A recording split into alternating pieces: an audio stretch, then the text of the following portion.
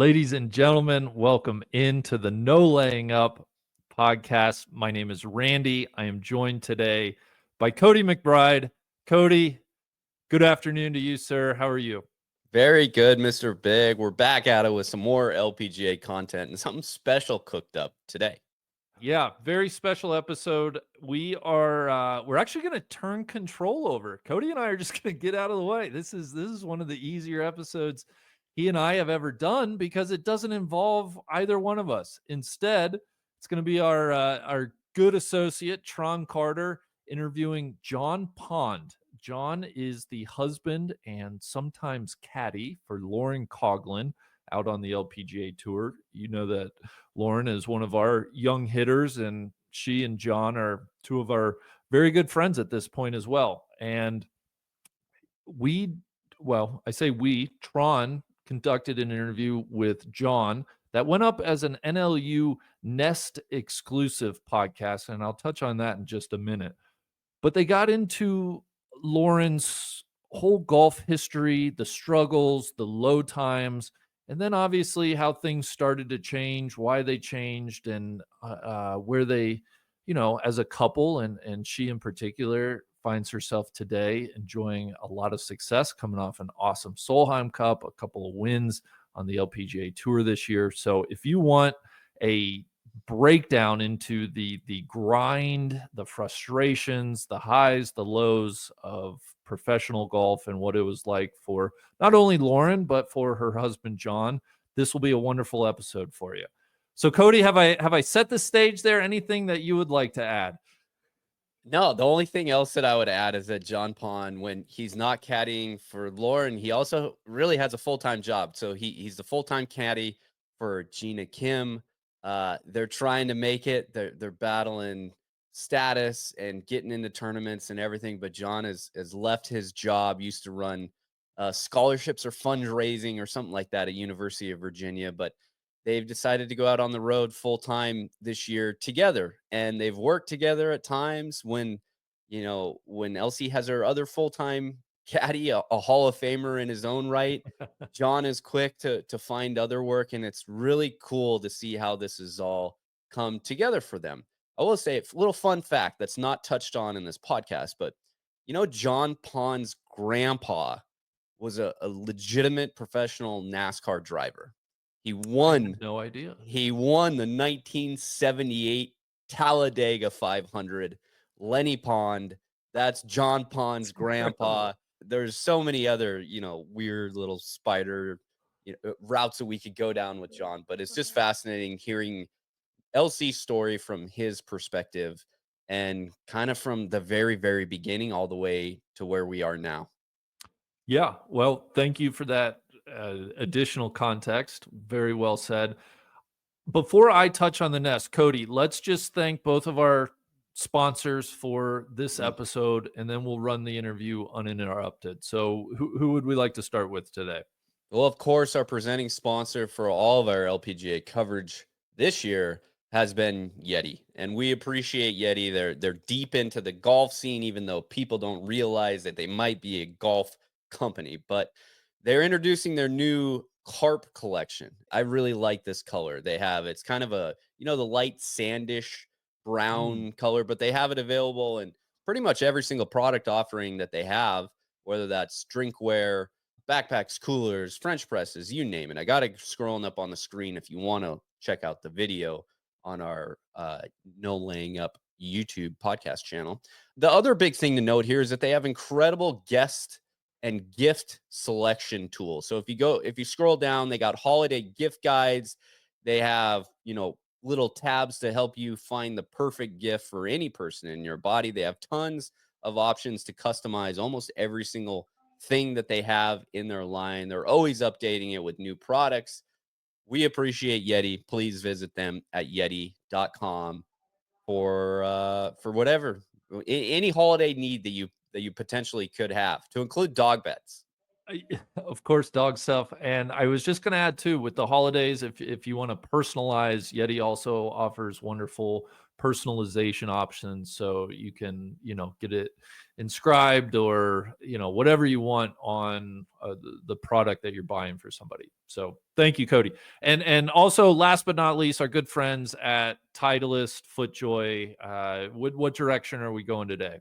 Yeah, you know the deal. We're going Titleist and we're talking LC, and she actually made a pretty big golf ball change that I think is helping her, springboarding her into this 2024, the season that she's had. So at the 2023 Scottish Open, she made the change. She originally played the Pro V1X. She decided to move over to the Pro V1. And sure enough, a year later, she had already won one national open, up in Canada. And a year to the mark later, she won her second LPGA title after claiming the 2024 Scottish Open. Instead of me just reading a bunch of ad copy, let's just listen to LC and she'll tell us why she made the change. I've played Pro V1X for years and years. At the start of last year, I was like, okay, I'm going to give the regular Pro V a try to see if that'll help. And I saw a huge benefit and an improved ball flight with the regular. Irons, especially in controlling my distance. I can take a little bit off this if I need to, and it can go a couple yards shorter. Or if I really need to step on something, it can go a couple of yards longer. Just having that confidence that it's going to do what I want it to do is very high. I really liked how it felt putting the ball, too. It felt a lot softer, which I really like, and I've been using it ever since. Well, there you have it, whether it's the Pro V1, Pro V1X, Pro V1X left dash, finding the Titleist golf ball that performs best for your game comes down to flight, spin, and feel. All right. That's why LC, perfect example of why everyone should get fit for their golf ball. And the process to get fitting is very easy. Everybody, please head to Titleist.com where you can choose the golf ball selector tool or connect with the Titleist fitting expert over a free one-on-one video chat. That's pretty sweet. From there, you'll get recommended golf ball models shown and alternatives that you can bring to the course to test side by side to make your final decision. You know me, I'm a big X guy. I love it. But As am I. I'm always open. If there's something better for my game, I'll of course will change. I go wherever they tell me the ball will spin the most for me, because Lord knows I need it. So I'm surprised we hang out in the same neighborhoods there, Cody. I would figure you're up with the big spin people, but it's good. I'm happy to have you in the X Club. So well, thank you, of course, to Yeti Titleist. If you've listened to our LPGA shows this year, you know that they have been just wonderful supporters. And I did mention earlier, this podcast, this interview that you're going to listen to, originally went up as a Nest exclusive podcast. What is the Nest, you might ask? Well, hopefully you know from just hanging around No Laying Up. But if not, the Nest is what we like to call our online community, okay? And for $90 a year, anybody is free to join the Nest. You can go to nolayingup.com/join, and it comes with a lot of perks. Among those, you get full access to our refuge message board. That's the home of kind of our community center, for better or worse. It's always, you never quite know what you're going to get on a message board. If you buy No Laying Up merchandise, joining the Nest gets you 15% off, plus early access to limited inventory every time you go into the NLU Pro Shop. There's Nest exclusive merchandise available for sale. You get a monthly member podcast, our Nest podcast. There are various Nest member giveaways. There's an annual gift that Neil and Casey and Tron always put a lot of thought into. And finally, you get early access to our event signups. And through the events, you are more than welcome to join a local roost where you live. You can meet up with people in real life. And if you play some good golf, you might earn an invitation to the Nest Invitational Tournament, our NIT, or even the Roost Club Championship. So again, go to nolayingup.com/join to find out more about the Nest and to join. So Cody, I think we got everything we needed to out of the way. I feel like at this point, I should tell people you and I are going to be back next week. Big tournament going on, the Annika, presented by Gamebridge, going on outside Tampa this week. It's the last full event before next weekend's LPGA Tour Championship. So you and I are going to be back next Thursday to kind of break down the season, preview the Tour Championship. And if there's nothing else, we can throw it to TC and John Pond. Oh, I'm excited to break down Caitlin's golf game next week. That's it. Perfect. Well, without further ado, here is Tron Carter interviewing John Pond about Lauren Coughlin. All right, joined by my good friend John Pond, Mr. Coughlin, as we've talked, as we've referred to him in the past. John, welcome to the show, my man. Yeah, thanks for having me. This is you've been a Nest member for a long time, and kind of one of those things. I think people know Lauren, people know you, and I think people know Lauren's story, and we've all kind of been celebrating this last month or so. She's been on this heater, but knowing everything that went into it and kind of all the fits and starts and all of the trials and tribulations and one step forward, 3 steps back at times, and kind of how to keep the faith through all that. And then you got your own career going on, and I'm stoked you finally, out on the road with her, and we're feeling like, man, for the last, however many years you've kind of been trying to get out on the road, but watching from afar certain tournaments and all that. So want to get into some of that. But first and foremost, where are you right now? I am tucked in some back corner of a 4-point Sheraton in Norwood, Massachusetts, even though we're at TPC Boston, nowhere close to Boston. I think it was a $110 Uber ride from the airport. So trying to figure that out, trying to navigate everything that's going on. Apparently, on a Wednesday night, the bar gets rowdy here. Okay. So I've had to walk probably a half mile around this hotel to find a quiet place to do this. Why fly into Boston? Why not fly into Providence? So originally scheduled to fly into Providence, but coming from St. Andrews in a changed flight, Boston was the only reasonable option. Of course, Lauren, who did not change her flight, had the luxury of me picking her up, but I had to fly in Boston. Of course, part of that was a United reason. One of the big planes was flying on Saturday from St. Andrews, so I was able to fly Polaris. Yeah. But the only way to get here was to go through Boston. Backing up. So we'll do a little Nest housekeeping here. I know Neil did some stuff on the front end.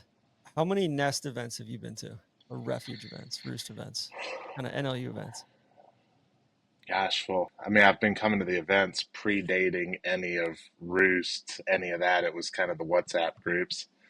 I would venture to guess, since probably 2021, I've been to 12, 15 official in some way, whether it's through CLC chat or through actual NLU events. I've probably been to 12 to 15.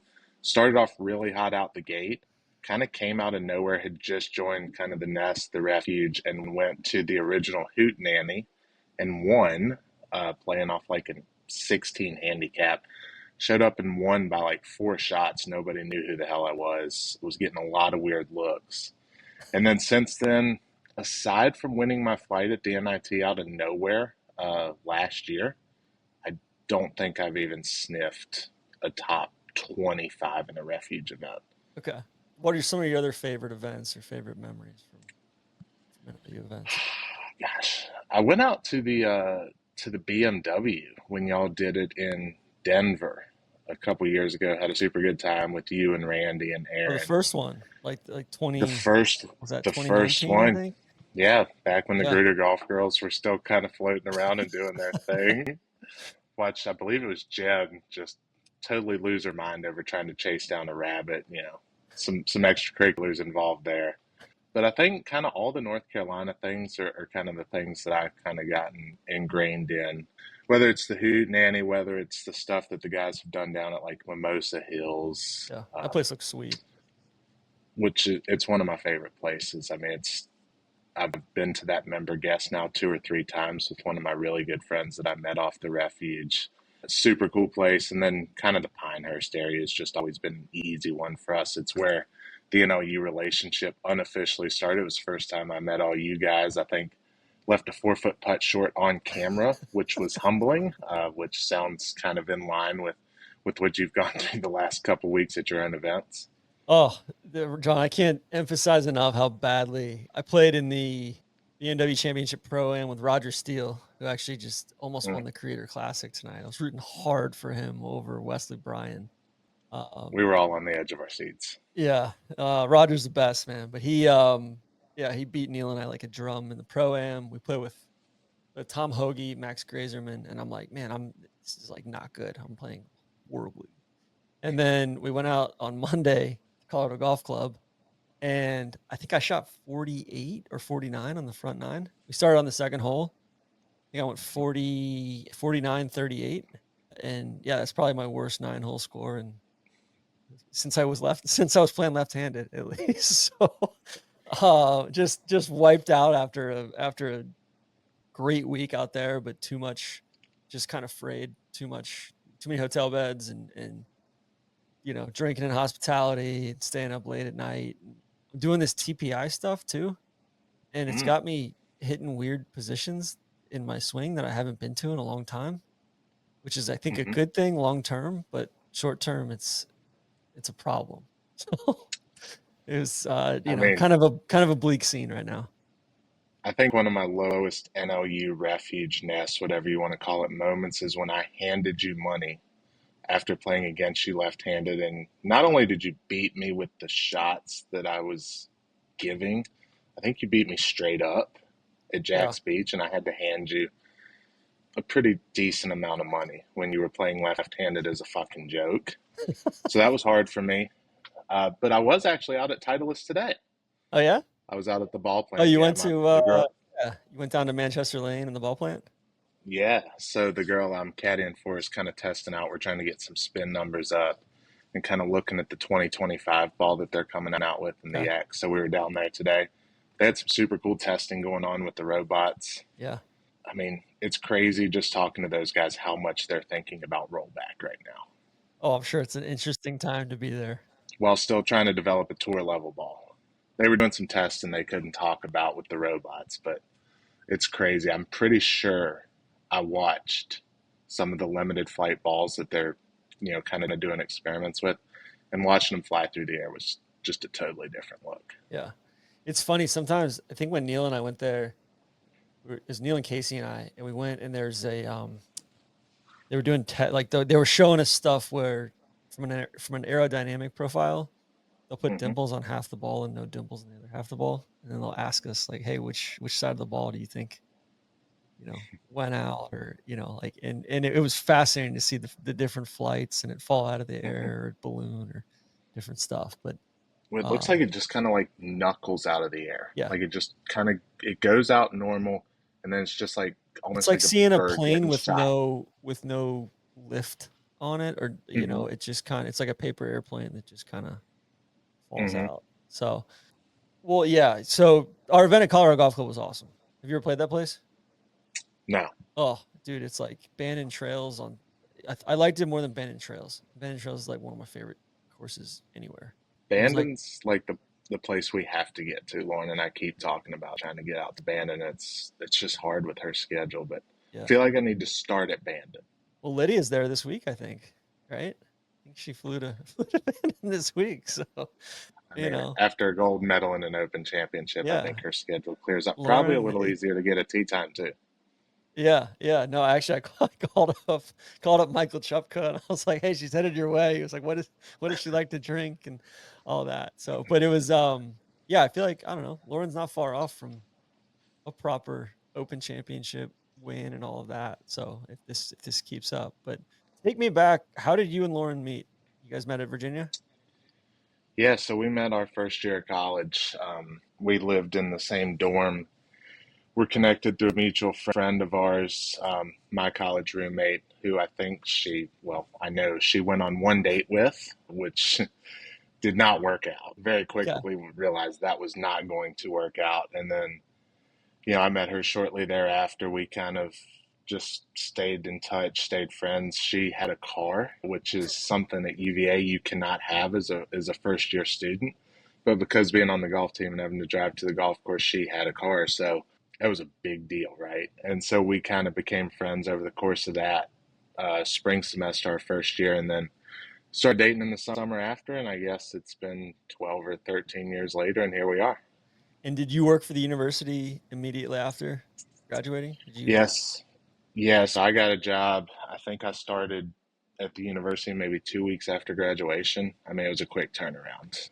So she turned professional right after we finished and graduated, didn't really have status anywhere, was playing state opens and won two of those 3 or 4 state opens that she was able to play in right out of college. But, I think the Tennessee State Open she won was a $5,000 winner's check, which was probably maybe made $1,500, $2,000 after her expenses to get to Tennessee in a hotel room. And then she won the Colorado Open, which was $11,000. I think for, the beginning part of her career, we were started out already in the hole after you pay for Q school and things like that. Yeah. Got a sponsor invite into one Epps event, which I very quickly into my new job took a week off of work to go caddy for her. We got in a massive fight on like the 4th hole of the golf tournament, and I didn't talk to her for Over 5 or what? 6 holes. So she Had you she hit it in caddied the for her bunker. prior? Like, had you done a lot of caddying prior, or? So I caddied for her twice in Okay. Virginia Women's State Amateurs, and it was you hop in a golf cart, you ride around, it's match play, and she won both times. But I mean, she raked her own bunkers. I had never really been You're just around driving the golf in cart. any way. I'm just driving the cart and like telling bad jokes, right? Okay. So we get to this Epson event in Rochester, New York, and it's the 4th hole. She's nervous as shit playing in her first like big professional tournament, and kind of wipes a hybrid into this greenside bunker that's like 30 yards short of the green. Just terrible shot. It had dumped rain the night before. She like blades one out of the bunker, and to the very back of the green has maybe 100-foot putt. And I'm like freaking out. I'm like, I know I'm supposed to go clean this golf ball, but I know I've got to rake this bunker. So I just like hop in there and maybe smooth out half of the footprints, right?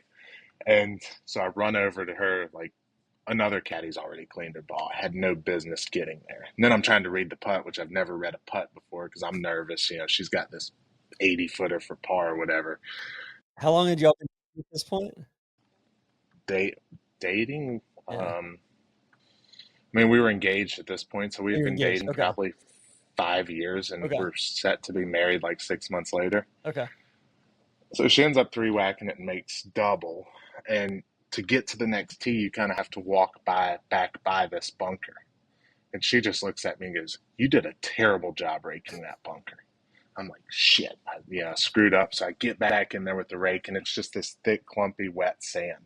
And I'm in there trying to fix it, and she kind of just like puts her hands on her hips and starts staring at me while I'm raking this bunker. And she just looks at me and goes, "You're making it worse."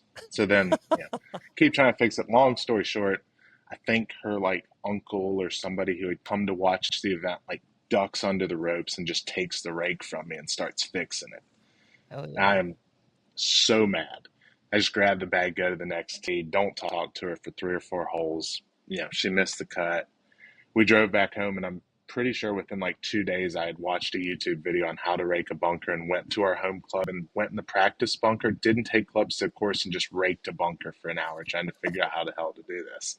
Did you call somebody over to then judge it or tell you, hey, that's a good job, or was it just kind of, No, I eye think, test? gosh, I'm trying to, it was very much eye test.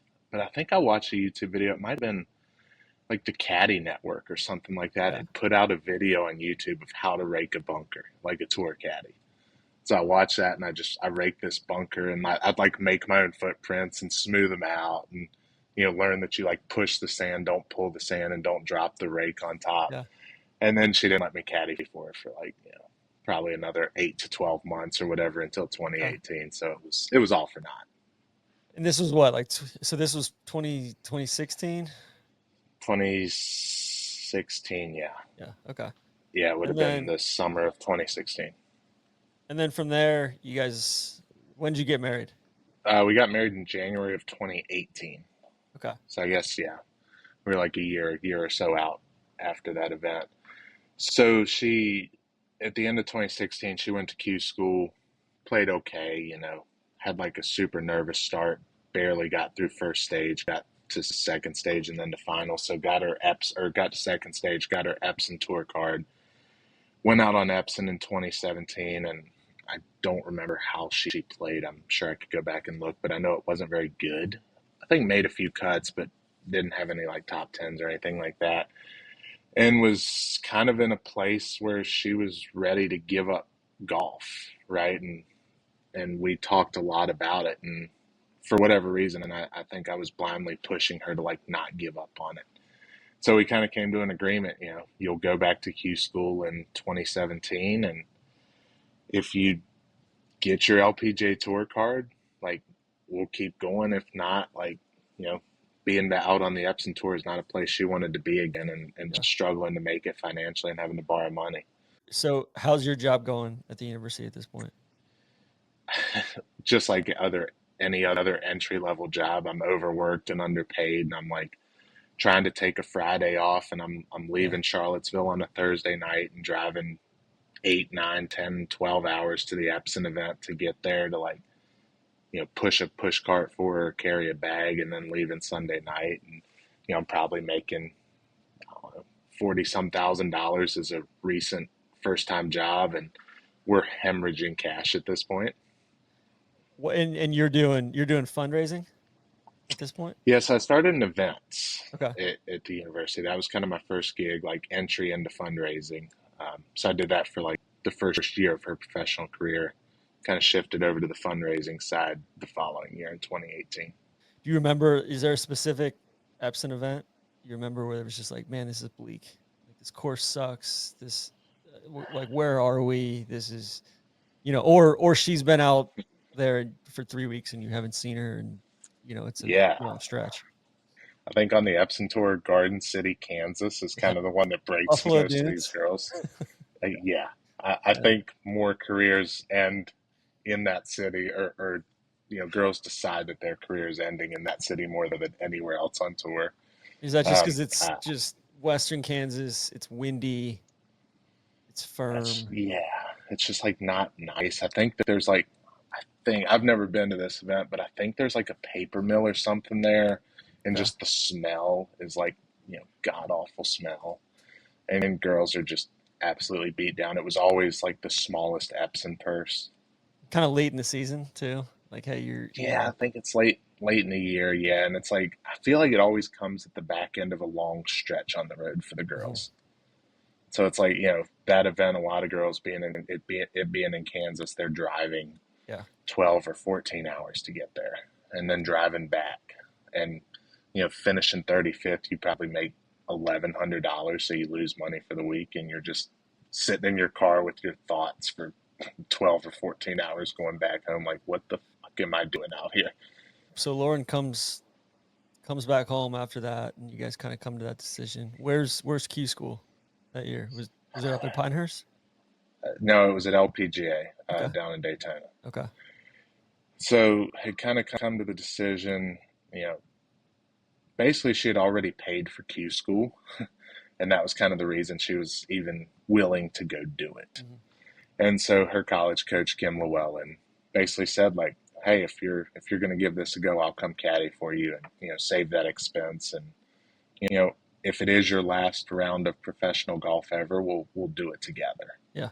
And hopefully some magic happens. And sure enough, she kind of, I think she shot like 78 the first day or something like that. And I think we'd all kind of Almost decided, freed like, her up. yeah, it was just like, oh shit, like this really is it. Like, I think she thought it was lift clean in place and picked up a ball on one of the fairways and took a penalty. And it was just a bad day. And then fortunately, it was 6 rounds or whatever it was, 5 rounds. And she played well the rest of the way, finished tied for 7th. And the Okay. top 20 players at that time got their cards. And it's not like it is now where, 21 through 45 in Q Series get limited status. It was if you finish 21st, like, back to Epson, It was sorry. all or nothing. It was all or nothing. Okay. And so she went out and finished T7 and got her LPGA Tour card. What was holding her back? Was it anything? Was it putting? Was it course management, or was it just confidence and not being able to put 4 rounds together?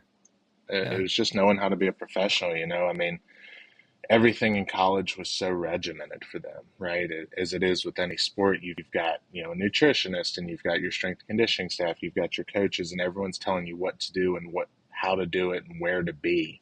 Mhm. And, Lauren came out and I think very much enjoyed her freedom as a professional, and, kind of got out of shape, and had kind of lost that getting in the gym, and Yeah. and just kind of like, The how to structure, practice, how right? exactly, like Yeah. how long to practice, what to practice. And, even though she thought she was doing some things, it just had kind of gotten lazy in her preparation, and kind of what went into her game. So then, all right, so she comes back from Q school after a Hmm. T7.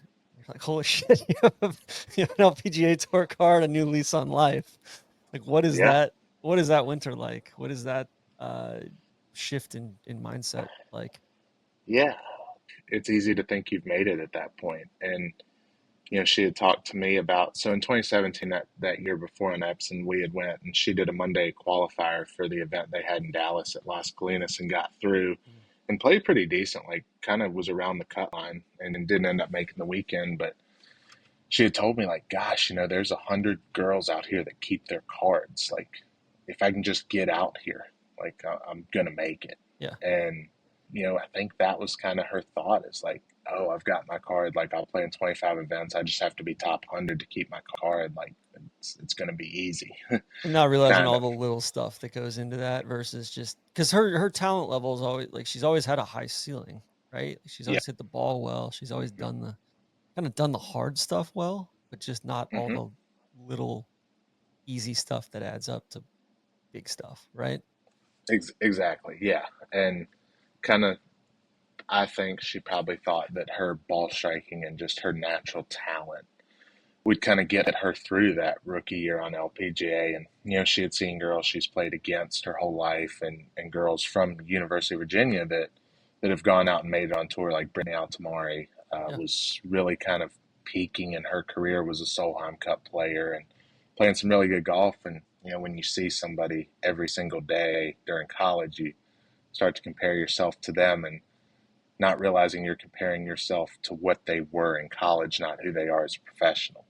Not realizing everything that went into that or the stuff that they're doing. Exactly. Yeah, and realizing how much better they've gotten. Now they're playing 6,600-yard golf courses where pins are 4 from the left, 4 from the right, not 6,000-yard golf courses in college where, they're going to run a pin straight up the middle, and, all you have to Yeah. do is shoot 6 under for 3 days, and you're going to win a college golf tournament. Yeah.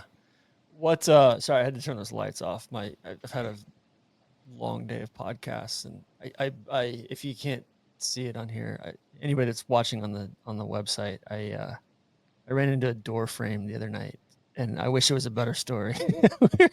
We're at the Marriott Denver Tech Center, and I think I had 2 beers at dinner. I was actually pretty sober and just ran into the door in the middle of the night when I went to the restroom. Thought I broke my nose and undid all the stuff that they did when they went in there to fix my nose last year. So how did that year start off? 2018. Yeah, we got married in January of 2018. The morning after our wedding, we took like a 6 a.m. flight out of Richmond, which is an hour from home, and flew straight to the Bahamas for her first event as, an LPGA Tour member. It blew so hard they at least suspended play at some point for wind. I think I And remember so, watching that. That was in yeah, was that in Nassau? Like it's some yeah, down in the Bahamas, yeah, yeah. yeah, I think it was the last year they did the event yeah. too, probably for that reason. But that was always kind of where the LPGA kicked off their season, their schedule. And so we got married. 24 hours later, we're in the Bahamas. The reason we got married the week before the wedding is because we still had no money. Epson Tour, we Yeah. lost money that year, and then Q school fees wrapped up. So we kind of put 2 and 2 together, like, hey, the Bahamas is expensive, but it's a place people would go for a honeymoon. Mhm. So if we get married the week before, like, our parents will pay for this as our honeymoon. 2-for-1 special. Yeah, so we kind of got the 2 for 1, and went straight from the wedding to the Bahamas. And are you caddying? I caddied that week, yeah. Okay. And So then I did that event, and then I think I did a couple more to help start the year for her. okay. And then you're probably thinking, how are we going to pay for this whole travel schedule too, right? Or how are we going to fund this whole season? Yeah, and especially, I didn't travel much as a kid. That just wasn't something we did. I'd been on one airplane before college. Like, I didn't really know how all that stuff worked, but having had worked at the university now for like a year and a half or so, I'm traveling a ton on my own. I'm seeing what all this stuff costs. Yeah. And then I'm looking at, like, Lauren's always been with Ping for golf clubs, and they gave her a contract when she got LPGA status. And I'm like, okay, well, that gets us through 2 weeks, and we're going to play a 25 event schedule. And then Titleist gave her a deal to play the golf ball, and I'm like, okay, that's another week or two. How So much we've are those still got deals? Like $5,000, 10 $5 grand? grand, Yeah. $5 grand each. Yeah, your bonus structures are good on those deals, but as a I can rookie, eat what you kill. Yeah. yeah. And so, and they're not like 2 year deals either. It's like, yeah, if things don't go well, like, these deals are gone. So fortunately, she was able to, kind of leverage that to start the season, but that money dries up so fast. Well, yeah, I mean, looking at it, like 78, 75 in the Bahamas, missed the cut. Fly down to Australia. Only missed the cut by one Okay. in the Bahamas at 78, 75. Go to Australia. A couple, a few weeks later, fly all the way down there, MC 79, 74. And that's the shitty part about the LPGA schedule too. It's still to this day, you're kind of trying to get your year started, and then it's like hurry up and wait for 3 weeks, 4 weeks. So you go one event in January, you got the Australian Open February, and you've got Vegas. I think it was Vegas at that point. Bank of Hope Founders Cup. Bank of Hope Founders Cup Or was maybe in Arizona. Phoenix. Okay. And that's mid. That's Phoenix, March. That's the week of March 15th. So you've got Mm-hmm. so 79, 73 there, and then Kia Classic down that was the one at Aviara, Southern California. Yes. 80, 70. This is the cut there, and then the Lotte Championship, which that's the Hawaii one, right? Yep. So that's not a cheap. That's not a cheap trip. 75, 77, miscut, beginning in April. Then you go LA Open, 71, 78, missed the cut. And then she makes her first cut, the Meta Heel Championship. I don't know which one that was.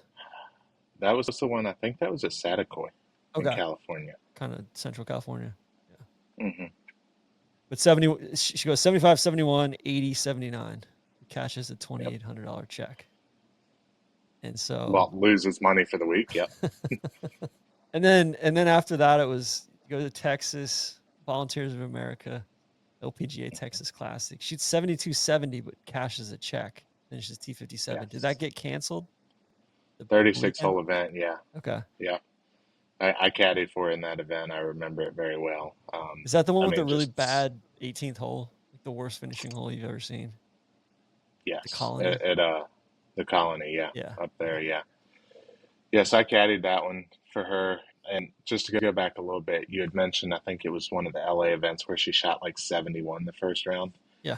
Yeah. I remember that week. Was that Wilshire? Very, very, I think it was. Okay. But I remember that week really specifically because, things had been tough. She hadn't made a cut. And when she shot 71 the first round, as you had listed off her opening round scores, that was the best by a mile. Mm-hmm. I remember looking at flights to like go out to be there for when she made her first cut on the LPGA Tour. And I had a bunch of airline miles from work saved up, and I was about to book my ticket, and I think she made like a triple bogey or something in the second round.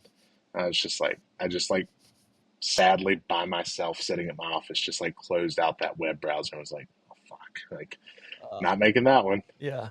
So then you caddy for her in Texas. Like, what's her mindset at this point?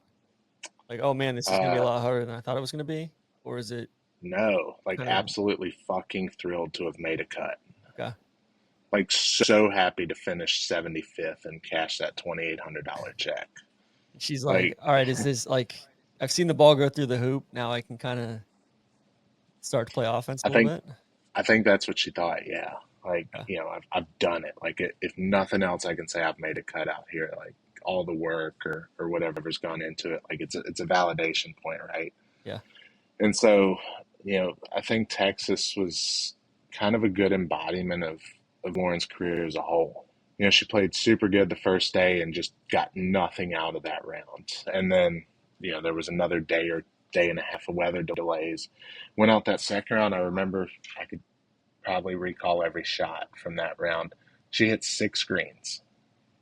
Okay. And shot even or 1 under to make the cut on the number, whatever it was. Probably the most uncharacteristic Lauren ever. It was the most nervous kind of full swing golf I've ever seen from her. Mm-hmm. But I don't know what it was. She found a way to get the ball in the hole that day, and it was the first time I'd really seen her do that in her career as a professional. It was kind of the thing she did in college on the days where the swing was off. She just found a way to make it work, found a way to make par and to turn 75 into 70 or 71. And it was just like, I think she finished like 50 something that week because they ended up canceling the rest of the event. But I remember that being huge of just like, hey man, like you can kind of dig it out of the dirt when you have to. And like this is something to build off of. Like you didn't have your best stuff and you went out and found a way to get it done when everything's kind of mounting and the pressure stacked against you. And then go back to Virginia the next week or a couple weeks later, and 71, 67, 73 finishes T50, cashes another check, close to home. So you're thinking, all right, this is all right. We got 3 cuts in a row, 3 checks. We figured this shit out. Yeah. Made 10 grand in checks was probably, most of that's probably gone to expenses, but hey, we're cash flow neutral for the last month, right? Yeah, for the first time as a professional, we are neutral. Yeah. And then after that, it's 1, 2, 3, 4, 5, 6, 7 missed cuts in a row. And what was that? I mean, and just looking at that, it's not like they're bad. It's 73, 73, 74, 70. It's not like she's blowing up. It's like she's raised her floor. Yeah. But she's just not, getting that great round or the putts aren't falling or whatever. Anything you remember from that stretch? Like Toledo, Arkansas, Indianapolis. Yeah, kind of a bleak part in the schedule, but a part in the schedule where she could drive a lot from home. Yeah. I mean, what I really remember from that stretch is, we were probably one missed. I'm assuming she made the cut after that 7th event, right? Yeah, Whatever she the made the next cut. week Well, was. it was interesting. I'm looking at it. She played the Canadian Women's Open. Yeah. She shoots 69, which is her best opening round there, which I thought was interesting given recent events and all of that. And then shoots 76, but then makes the cut in Portland the following week. 71, 71, 77, 75. Yeah. So I think in between that stretch is where things kind of started to turn around, but also like that's the stretch where her career almost ended for good. So after that 7th missed cut in a row, she came to me and was like, I'm out of money. And we had never done the joint bank account. We had just been married and went straight into season. So we always had everything separated. And I remember her just coming to me and being like, dude, I'm $1,000 short on my credit card bill. And, I should have some money coming in. I think it was a point where like her quarterly payout from paying, which is, whatever it was about to come. But she was like, I'm out. And I'm like, I'm kind of looking at my bank account and I'm like, well, I'm kind of out too, dude. I'm not out, but I'll be out if I help you out. Yeah. Yeah. I remember it so vividly. I had $1,518 in my bank account. Yeah. And she needed $1,000 to cover her credit card bill. And we knew the ping money was going to come in, so we weren't entirely out, but we were down to our last week. And so I wrote her a check for $1,000 and she paid off her credit card. And I got paid 2 weeks later. I paid rent. I paid rent on our house, and I remember going down below like $300. I got an email from the bank like, hey, your checking account's super low. You're at risk of like getting charged or whatever. I'm like, well, there's nothing in the savings account to transfer in, so we kind of figure this out. And she went to the PHC Classic on the Epsom Tour. It was an off week for the LPGA Tour, kind of a stretch where they were about to go to France and things like that. Yeah. So she went down there to kind of get a start in and then to try to get something. And called me from the parking lot maybe 2.5 hours before tee time. Like she had kind of just gotten to the golf course. And I mean, she had the mental breakdown that you hear the guys talk about, like you've heard Max talk about, and you've heard just kind of these pros when they get to the pits of professional golf. She had that breakdown.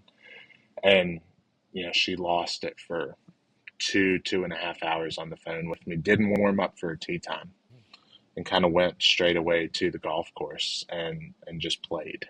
I believe she, we kind of talked about it, and I just convinced her. I was like, look, if you need to withdraw, but you're there. Everything's paid for. Like, if this is it, go out on your terms and don't let the last memory you had of missing a cut be how you end your career. Like, go out and just enjoy these 3 days and play and see what happens. And if at the end of those 3 days you still want to give it up, like, come home and I'll support you and we'll figure it out.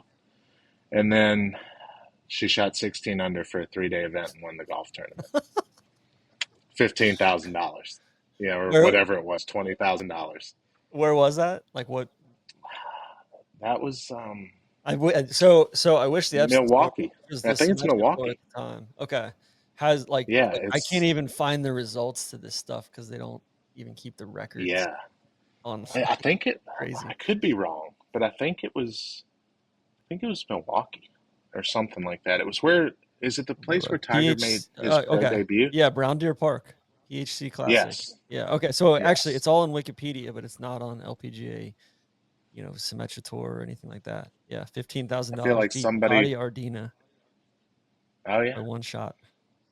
Yeah, I feel like somebody listening to this podcast right now is probably the one who put this on Wikipedia and would actually know where to find that information. We need to get you on Wikipedia. You're not listed as a spouse or anything like that. So yeah, I mean, like, what's the like? Did she call you after the round and was like, "Holy shit, I found something," or was it just kind of like, man, I'm getting by on grit and guile, and it was very much the don't talk to a pitcher when he's throwing a no-hitter situation. Okay. Like, I think when we talked after that first round, we talked about everything but golf. I was like, I am not bringing this up. Like, that's cool, but I'd seen her kind of shoot some under par rounds leading up to this on the LPGA, and then kind of having that tough second day or tough third day or whatever it was. And then she kind of backed it up on the second day. It was like, okay, this is cool. Like, this is something, but what does it really mean? It doesn't count towards any of her LPGA status. She's still staring second stage of Q school in the face. Like, that costs all this money. Like, yeah, it costs all this money. It's if you miss out at second stage, you're back to Epsom. You don't even have a chance. Yeah. So it kind of just that third round, she played super good. I think she might have birdied like 3 of her last 5 or something to win by 1. And so at the end of the day, like, yeah, it was cool, but I don't think it fully sunk in. It was just like, man, like, she won $15,000 or $17,000 or whatever it was, and that's a huge burden off our back. Yeah. It was the Epsom event, or the Symetra Tour, always had a qualifier for the Evian Championship. Neither of us had any idea that this was the event that qualified you for the Evian. So if you finished first or second, you went to Evian. So it's like, okay, well, here's $15,000, $17,000. Now go spend all of that to go to France and play in a major that you have no business probably playing in. I think I remember this correctly. I think Dottie did not go, and she finished second. Okay. She didn't go, but because of the costs associated with going to Evian. And did you guys have a conversation about that? Like, was it a consideration not to go, or was it just like, this is my first major? Yeah, I think it was more of like, hey, this is a major. We didn't know everything about Evian at that point. It was like, this is a major. Like, you've got to take the opportunity to play in this. And, she had a sponsor at the time who was helping her with some travel stuff, who helped us with flights and things like that. So we were able to make the trip over there. But it was, it's a professional win on the second, I would argue, the second strongest tour in women's golf. There can be an argument for the LET as well, but in terms of depth, like, that was a big time win as we kind of got away from it and put it into perspective.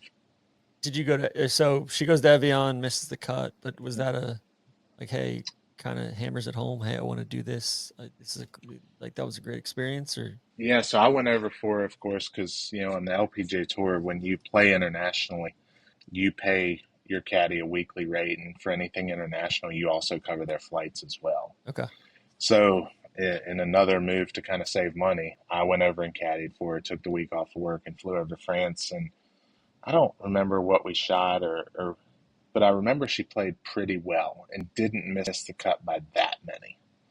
It was like, okay, this is kind of close. yeah, Something's there. We're not 10 miles away anymore. We're kind of getting close. And so did that, and then it was actually nice. Evian did a pro-am that Monday after for anyone who missed the cut. So I think they paid her $4,000 or $5,000 to do that, okay. which kind of covered our week, which was just a huge help. And then the rest of the season, I mean, looking on here, it looks like that was her last start. The rest of the season, you're just switching over to Symmetra or Epson, or I guess Symmetra at that point, and basically saying, hey, we're gonna double down and try to get the card through that because we have a win in the back pocket. No, so there's other starts that year. I don't know where they are or why they're not showing up. So because she had finished 7th at Q School, she had a full LPGA card. So you can't take up Epson Tour membership Okay. or Symmetra So Tour you can't even membership. be So on that points list or that money list. no, so hers was a non-member win. It counts Gotcha. for really nothing, and the money's like unofficial money. So Okay. yeah, Yeah, because like when they on do first on the tee LPGA announcements. site, it's showing that was her last start. I mean, that was September 13th. That was her last start of the year. I feel like that's not right, but that it could have been. So, I mean, bottom line is 2018, 12,000 in earnings on LPGA, Yeah. and you got another 15,000 on Epson, and then so you're kind of.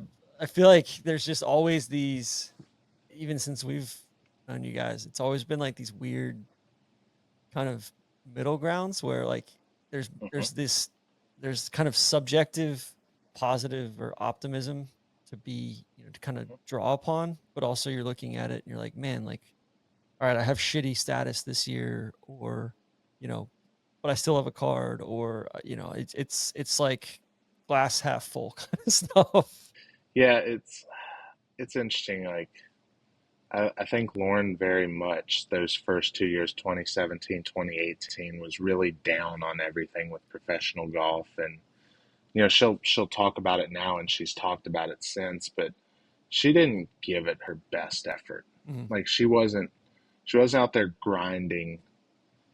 She was grinding, like going to events and working hard at those events, but when she was home, like she was so beat down by the game and Yeah, in the just wanted grind to of get that away from life, it. like yeah, there would be weeks where she'd come home for an entire off week and the clubs didn't come out till like 2 days before she flew to the next city, and Yeah, she wasn't taking as good a care of herself, like in the gym and with nutrition, and you could see her body had started to change from a physical standpoint. She had lost a lot of the strength she had gained in college, and she was pretty down on it in that kind of really dark spot where it's hard to get out of bed and go do something when it's just going to punch you back in the face. And her kind of college career had just been this slow, steady upward trajectory. She walked on at UVA and kind of slowly built up every year and got better every year, and kind of got to the peak of college golf, being an ACC champion and All-American, and then it just kind of fell off a cliff when she turned professional after those couple state open wins. And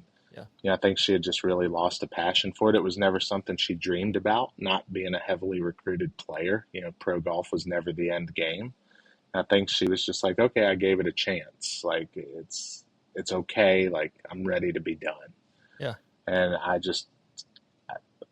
probably part of this was me not being a golfer, but I had like this attitude that, like, hey, if you're gonna quit, like that's cool, but don't quit because you're tired of trying.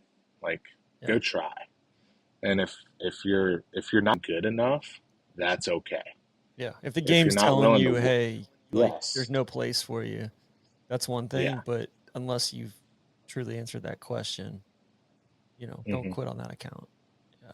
yeah. And so we we got to a good place after 2018 with her coach and talked about it. And it's just like, we're going to go back to Q school. We're going to get our card back. Yeah. And you're going to go all in. And at the end of the year, we'll reevaluate and see where you're at mentally, physically, whatever it is. But there's enough good stuff here to continue on. Yeah. Exactly.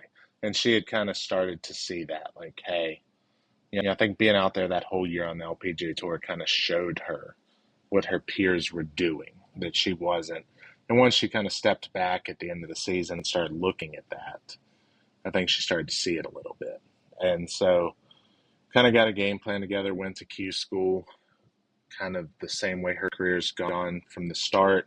It was the first year of Q Series where they introduced the Q Series program where there was 45 cards. Yeah.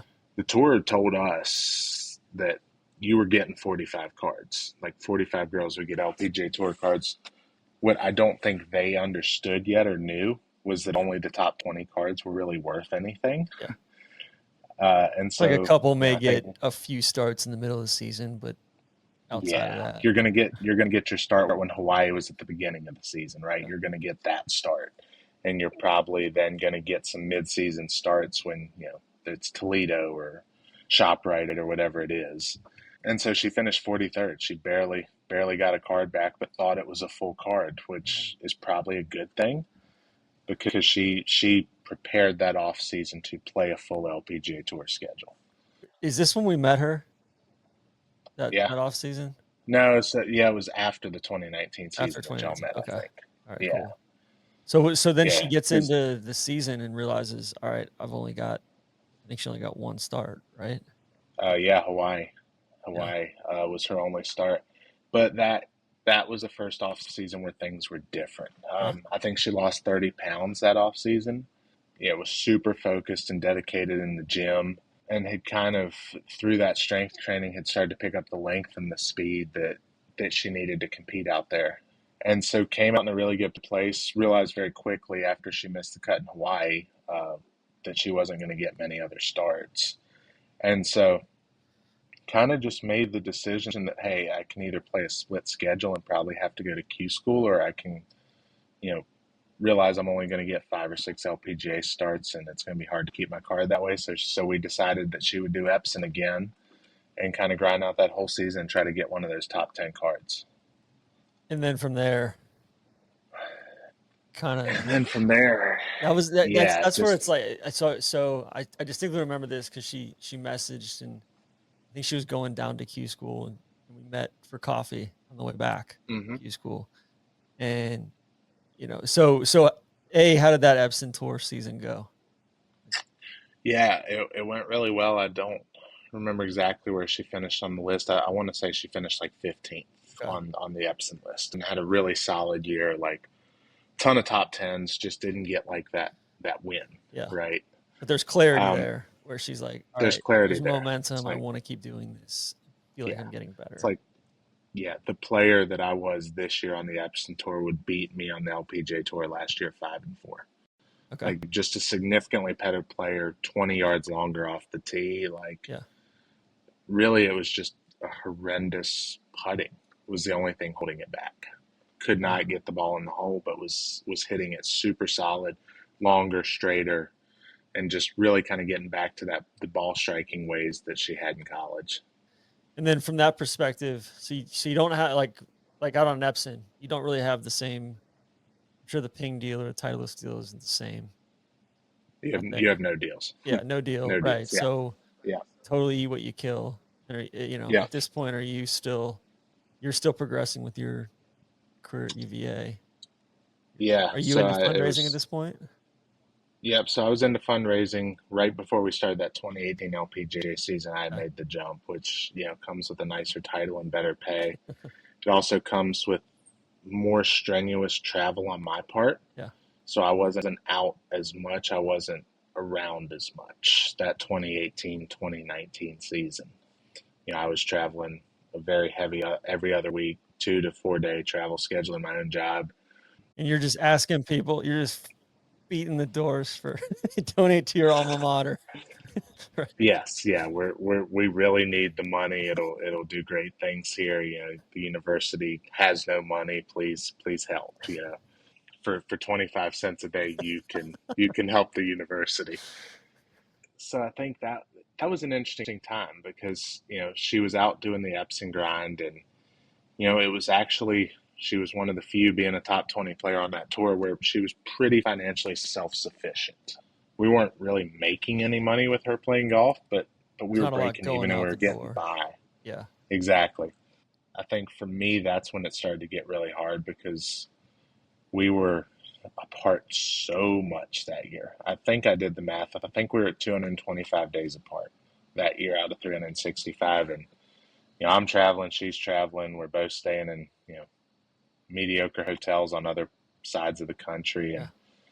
that was, I think, the first time I started to like seriously think about, okay, if we're going to do this, I want to be out there. Yeah. We need to find a way to make this sustainable because from a you know just a quality of life perspective, it wasn't super sustainable at that point.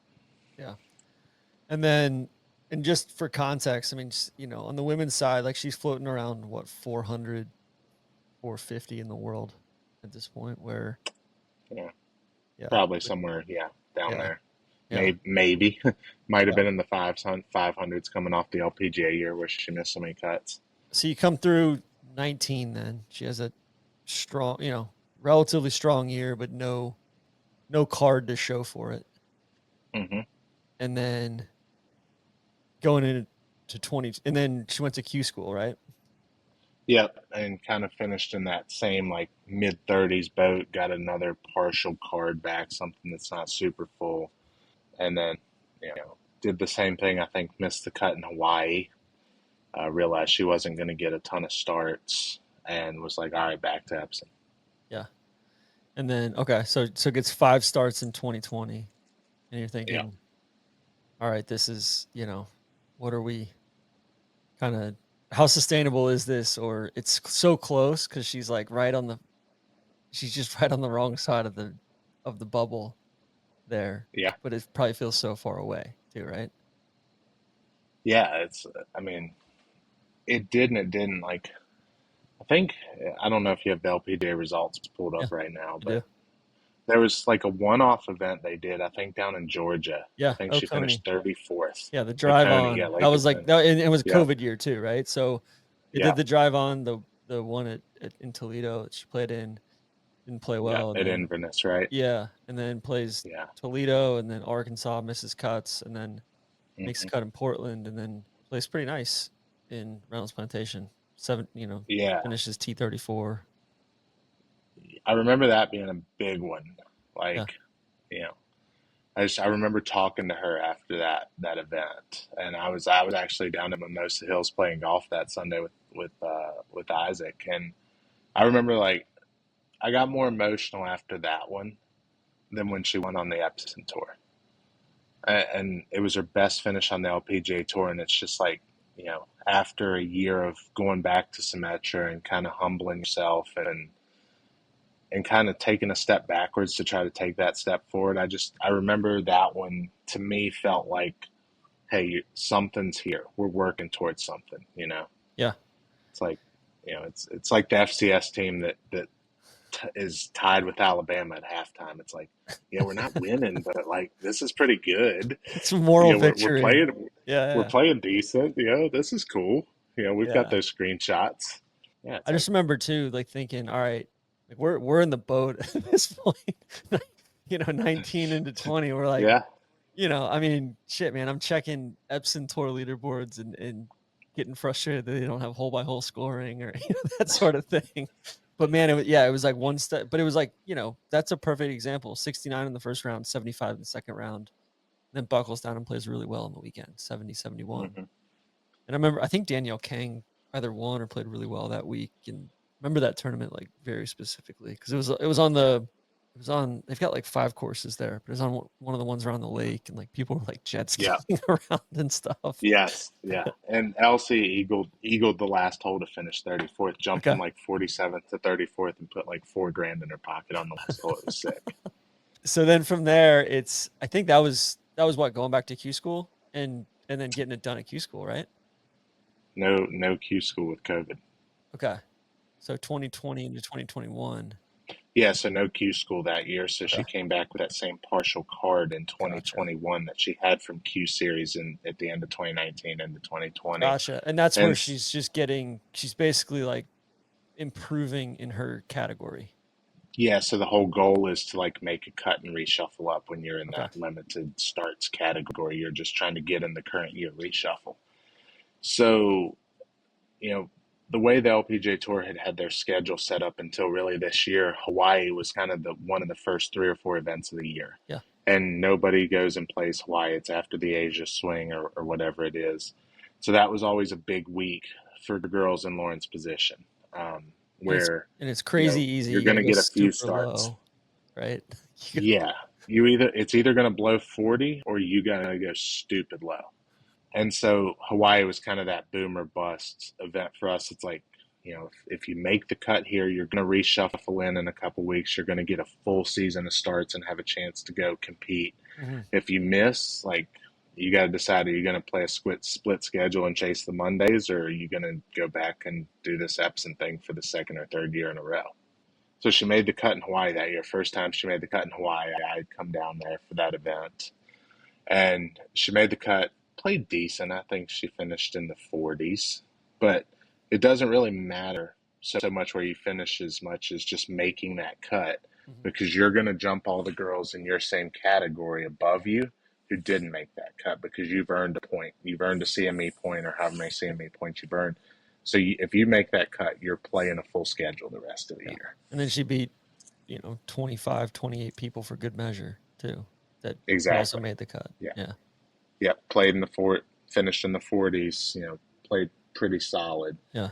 And so kind of shuffled up after Hawaii into a pretty full schedule with the exception of the majors and like the Asia swing, things like that, but had a full card. But she still that's where it kind of she came back, made a cut in Williamsburg, and then misses a few cuts, but plays KPMG Women's PGA. I remember that, and then finishes T19 beginning of July. But I think even then, like, it's still crazy that July 1st week she finishes T19, and that's what her 6th start of the year.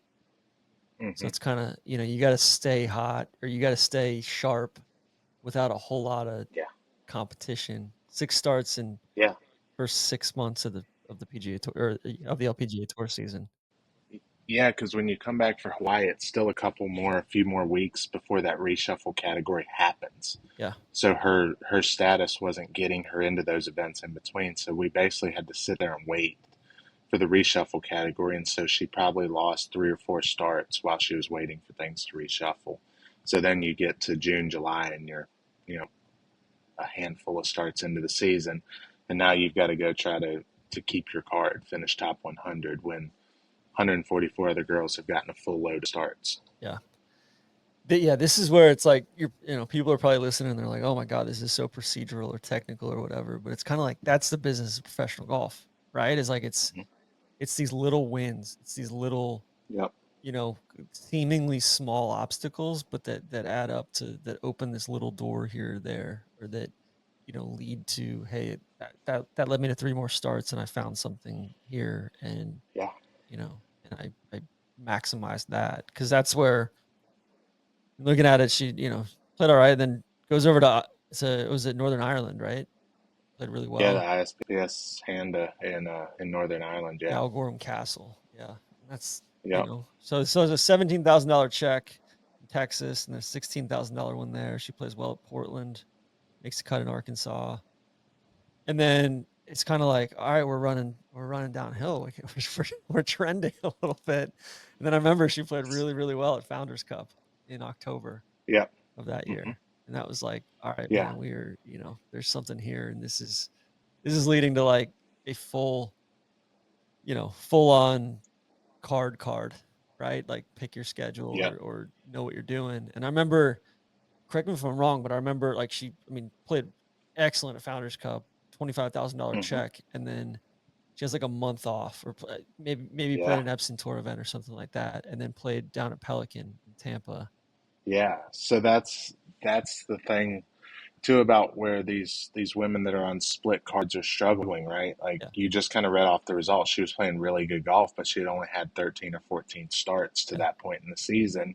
And then the Asia swing happens, and so you're off. And they kind of come straight back from the Asia swing from that Japan event and go to Pelican, which I believe that year was a new event, Right. or maybe their second year having the event. And so, Lauren's playing good. She's made, probably $100,000 on the golf course or whatever it was, which is a huge deal. Like we're not rich, but we're cash flow positive, and she's finishing top 20, top 25 in a few events, and then they kind of throw the brakes on you at that point, and you're in a holding pattern. And Founders was huge for her because wherever she finished, it moved her up to 107th on the CME points list. And we were kind of like, okay, top 100 keep their cards. Yeah. We're going to have to go to Pelican and get it done. But it's realistic at that point, right? It's not like It's you have to go realistic. It's top 5. It's like, yeah, yeah, you're on bubble watch, but Yeah. it's like they're going to talk about it, right? And so that was the first event, or the first year of that event, and Pelican went off of last year's priority list. They did not use the current year reshuffle in any way for that event. So Lauren was not in the field Yeah, for she that was event. she was like first alternate or going in or something, right?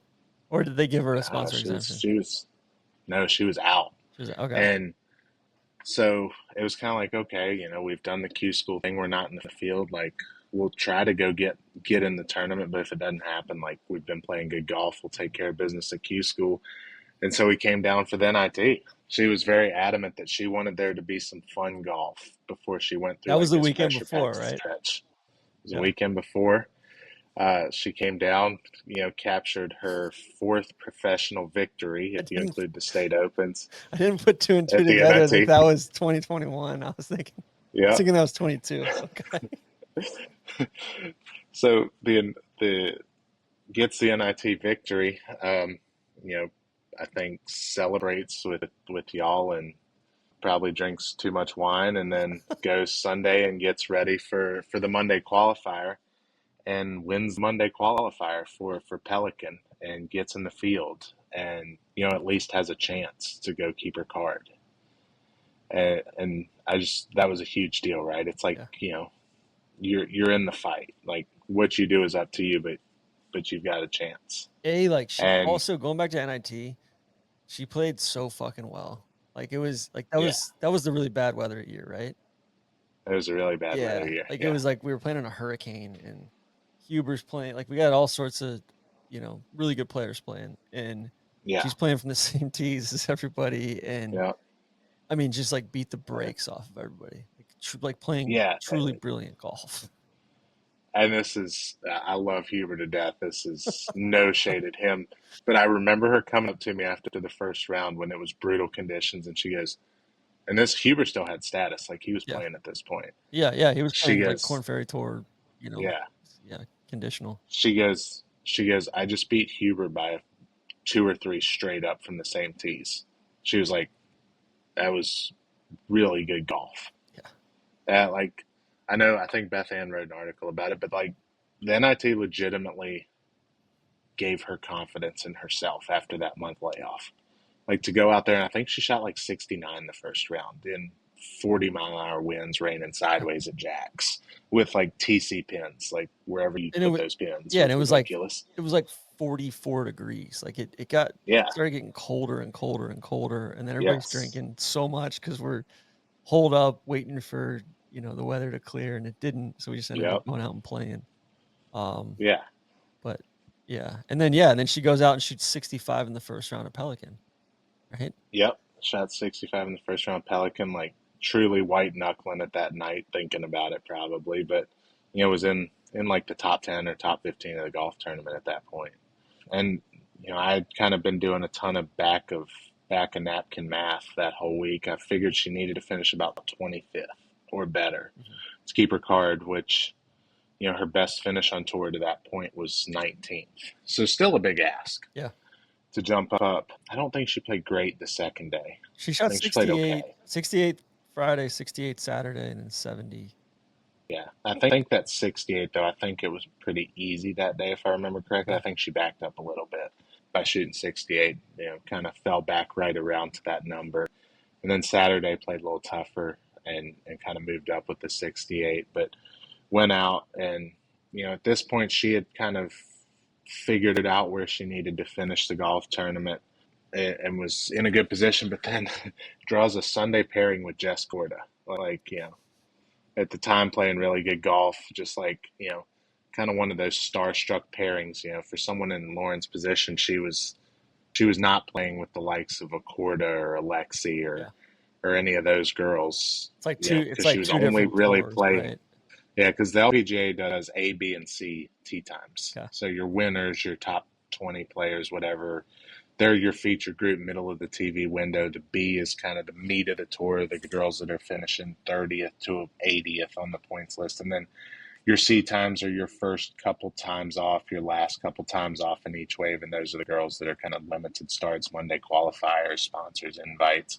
So Lauren had always been playing out of that C category and wasn't getting exposure because she wasn't making cuts to the big name players. Yeah. I remember that just being like, really, like she's gotta go play with fucking Jess Corda while she's trying to like fight for her life out here, And played super solid, but the last hole at Pelican, the finishing hole at Pelican, has this really like kind of narrow, firm green. It's one of the firmest greens on the golf course, and there's water all in front of it. And so she came to the last hole.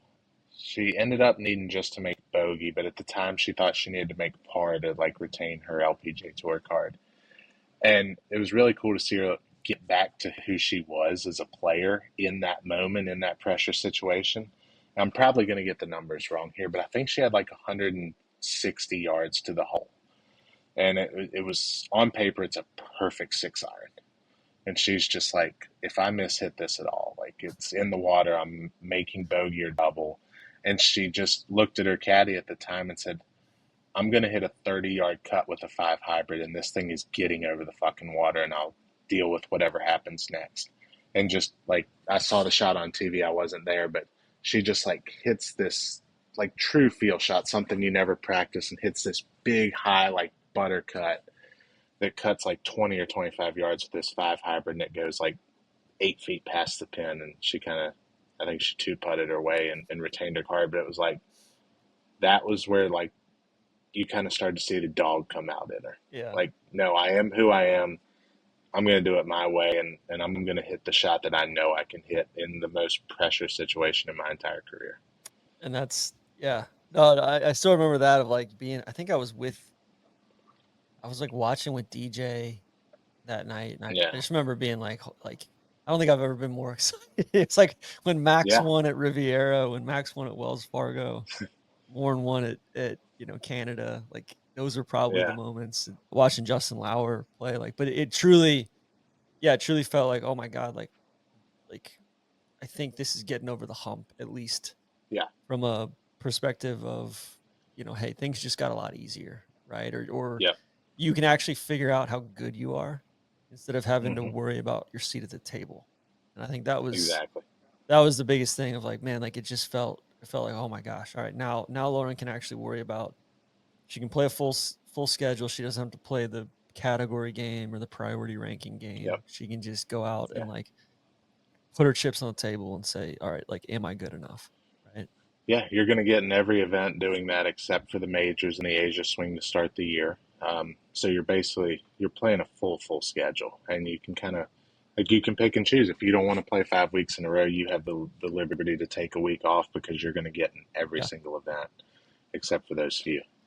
And so that, I mean, it was massive. It was since 2018. That's the first time she's been able to pick and choose a schedule and commit to a tour and kind of go chase it again, 4 years later or whatever it was. It's really funny, man. Like that was thinking about that. That feels like it was 6 years ago.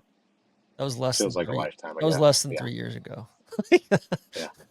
That was 2020, it was November 2021.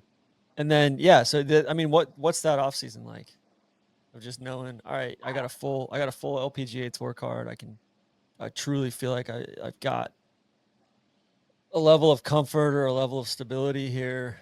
Probably better sponsorships as well. that come with that of slightly? Like I know Yeah. I know the margins are thin on the ladies Yeah, side, you're getting right? you're getting your club deal back, and Yeah. you're getting your ball deal back, and a couple things like that. It's it's interesting. It's shout out Chris Long, played football at Virginia and the NFL for a while, but he said when the Eagles went on their Super Bowl run, like hungry dogs run faster, Yeah. and it truly felt like Lauren got the taste and got hungry and was like, all right, I can go do this, and it's time to go. And Yeah. like I've worked to get back here. I've rededicated myself. Now I'm going to double down on myself. And that off season was a different her in the gym, and it was a different her, just in the way she practiced and the confidence that she had. And I'm here now. It's time to go get it and set my goals and go chase them. And I think that off season was just totally different in the way she kind of saw it and prepared for it and kind of went after it. And then coming out, and it seemed like then it was just a little bit of it was still putting, right? It's still, there's Oh still, yeah. the ball striking is there. It's just like the putting is just not, Mhm. not up to snuff. Then I remember kind of there's there's little like there's little glimmers, right? Like there's she comes out the first 3 or 4 months of that season in 22 and Mhm. plays well, but it's doesn't play well on a Saturday or doesn't play well on a Sunday, and then Mhm. comes back like I remember Founders Cup played really well, and then ShopRite Yeah. she was up there like one of the final groups, She was right? in the final group. Yeah, Yeah, she was the final group. Yeah. Yeah, it's funny, like the putting thing was just has always been her Achilles heel since she turned pro. She was a pretty good putter in college, but just kind of lost it when she turned professional for whatever reason. But Terry McNamara, the guy who's caddying for her now, for folks who haven't heard, like he caddied for Annika for 69 of her worldwide wins. Like he's an absolute legend. And Lauren got paired with him, and he was working for IK Kim at the KPMG up at Congressional. And he told me this story when he reached out about working for it. But that's where I was going next. So perfect, yeah, like perfect timing. Yeah, yeah. So he watched Lauren play the first 2 days. She played great. I remember. which the She just, setup I mean, that she week hit it was so solid. like they couldn't figure out the setup that week. So she shot 74.69 and was like up near the top of the leaderboard, I think. After Yeah, she was in the top 25, I think, after top 25, top 30, like made the cut comfortably at even par or one under or whatever it was. But Terry told me, he was like, I was watching this girl, and he said I watched her hit the golf ball, and I was just like, oh my gosh, like who is this? Like yeah, how do I not know her name? He goes, and then I watched her putt, and I said, well, that's unfortunate. Which he's not wrong. So just didn't still could not figure it out. Probably went through 15 or 20 putters that season just trying to figure it out. But that through the particular work she week, had done, at KPMG, she yeah, made 114 grand. And I remember watching yeah, down the stretch and because they fucked up the setup where they made it way too long the first day, and I think they overcorrected and then yeah, brought a bunch of yes, stuff up. And then I yeah, think Lexi had that one in the bag and kind of gassed it down the she did, stretch. yeah, Yeah, and yeah, and like Lauren shot 73 on the weekend, finishes T16 and makes hmm 114 grand. Like props to KPMG yeah, for the money that they put into that tournament. And like you see that, I feel like you hear that winner's check and you hear that big purse hmm number, but then you dig in deeper and you realize, all right, how big that makes that event when yeah, a top 20 gets you 100 grand, right? yeah. It's Which massive. Because I remember Solly, I think it was Solly and Randy were there. I think y'all were still doing some stuff with KPMG at the time, covering the event. And Sally was walking around with me on Friday when Lauren was kind of making a run. And he said, have you looked at how much last place pays this week? And I was just like, I don't want to know. Like, I don't want to think about it. And he was like, it's more than she's ever made in an event if she makes the cut and comes in last. It was like, it was either going to be her biggest or second biggest check. yeah. And I remember on Sunday when she finished 16th, I texted Sally and I was like, well, 16th pays a hell of a lot more than last. It's just funny too, where like I feel like everybody's so desensitized to money, golf. Yeah. now, but then after we've just rattled off the last 6 years of Lauren's results from 16 to 22, and then you Hmm. float a number like that, and you're like, oh, okay, cool. Like then that's from a points perspective, that's not necessarily what she needed a T16, but from a financial perspective, it's like, all right, you know what? Here's another validation, Yeah. right? I'm on the right Yeah. track. Like, it's a six-figure check. I think it's more than she might have earned that much in 2022, but on the LPGA Tour, but it might have eclipsed like more than she's ever made in a single year on tour. Yeah.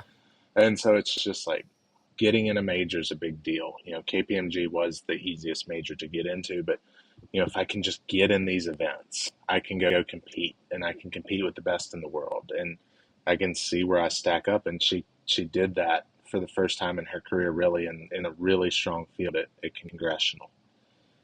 And then I felt like, I don't know, after that, I remember 22, like she played really well in Northern Ireland, played the Women's Open, the Scottish Open before that. Evian like missed those cuts and then played really well Hmm. in Northern Ireland, T16 there. Yep. Shoots 77-65 at the Canadian Open. And it's like, all right, Hmm. I think she found something. And then from there, she made 1, 2, 3, 4, 5, 6, 7 cuts in a row to finish the season. And Yeah. So yes, made a caddy change after Canada. Parted with caddy, who was one of my best friends out here, who had been working with her since 2019. Made a change kind of after that rough stretch, and went on a nice run to end the season. Um, Hired someone that was more veteran caddy, someone who's been out here for 20 or 30 years. And I think it was, a really good thing for her to get a different perspective. She had only really had one full-time caddy as a professional.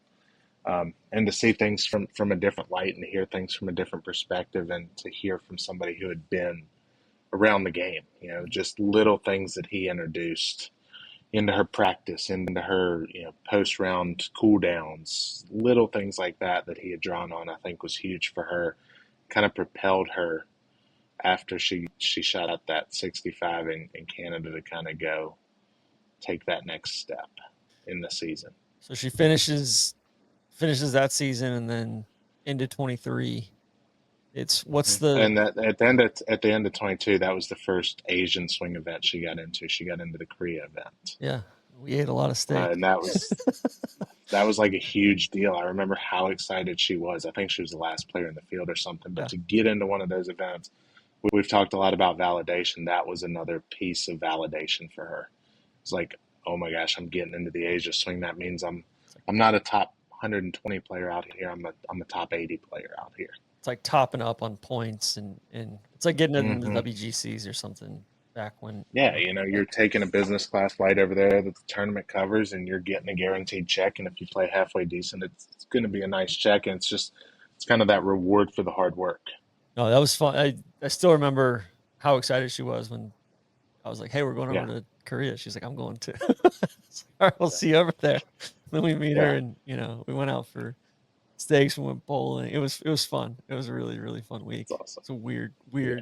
resort that was at, but yeah. And then I feel like, I don't know, looking back at last year, Hmm. it just felt like it was just like she raised her floor, right? Like Hmm. she missed some cuts here or there, but when she made a cut, it was like a top 25. It was Yeah. it was a T15 at women's PGA. It was a Hmm. top 20 at the match play, right? Like I thought she played Yep. really well at match play. Shadow Creek was extremely tough. Super good. Yeah. Yeah, T6 at Canada. I feel like Canada is like a theme Hmm. in her career, and then finishes really strong. Goes over to China T21, and then Yep. Korea T10, and at a much kind of better course over there than the prior year. So I mean, I feel like it was kind of like, all right, that validates it. It's another step forward, right? It's like, hey, I kept my card without a lot of stress at the end of the year, right? No stress. Yeah.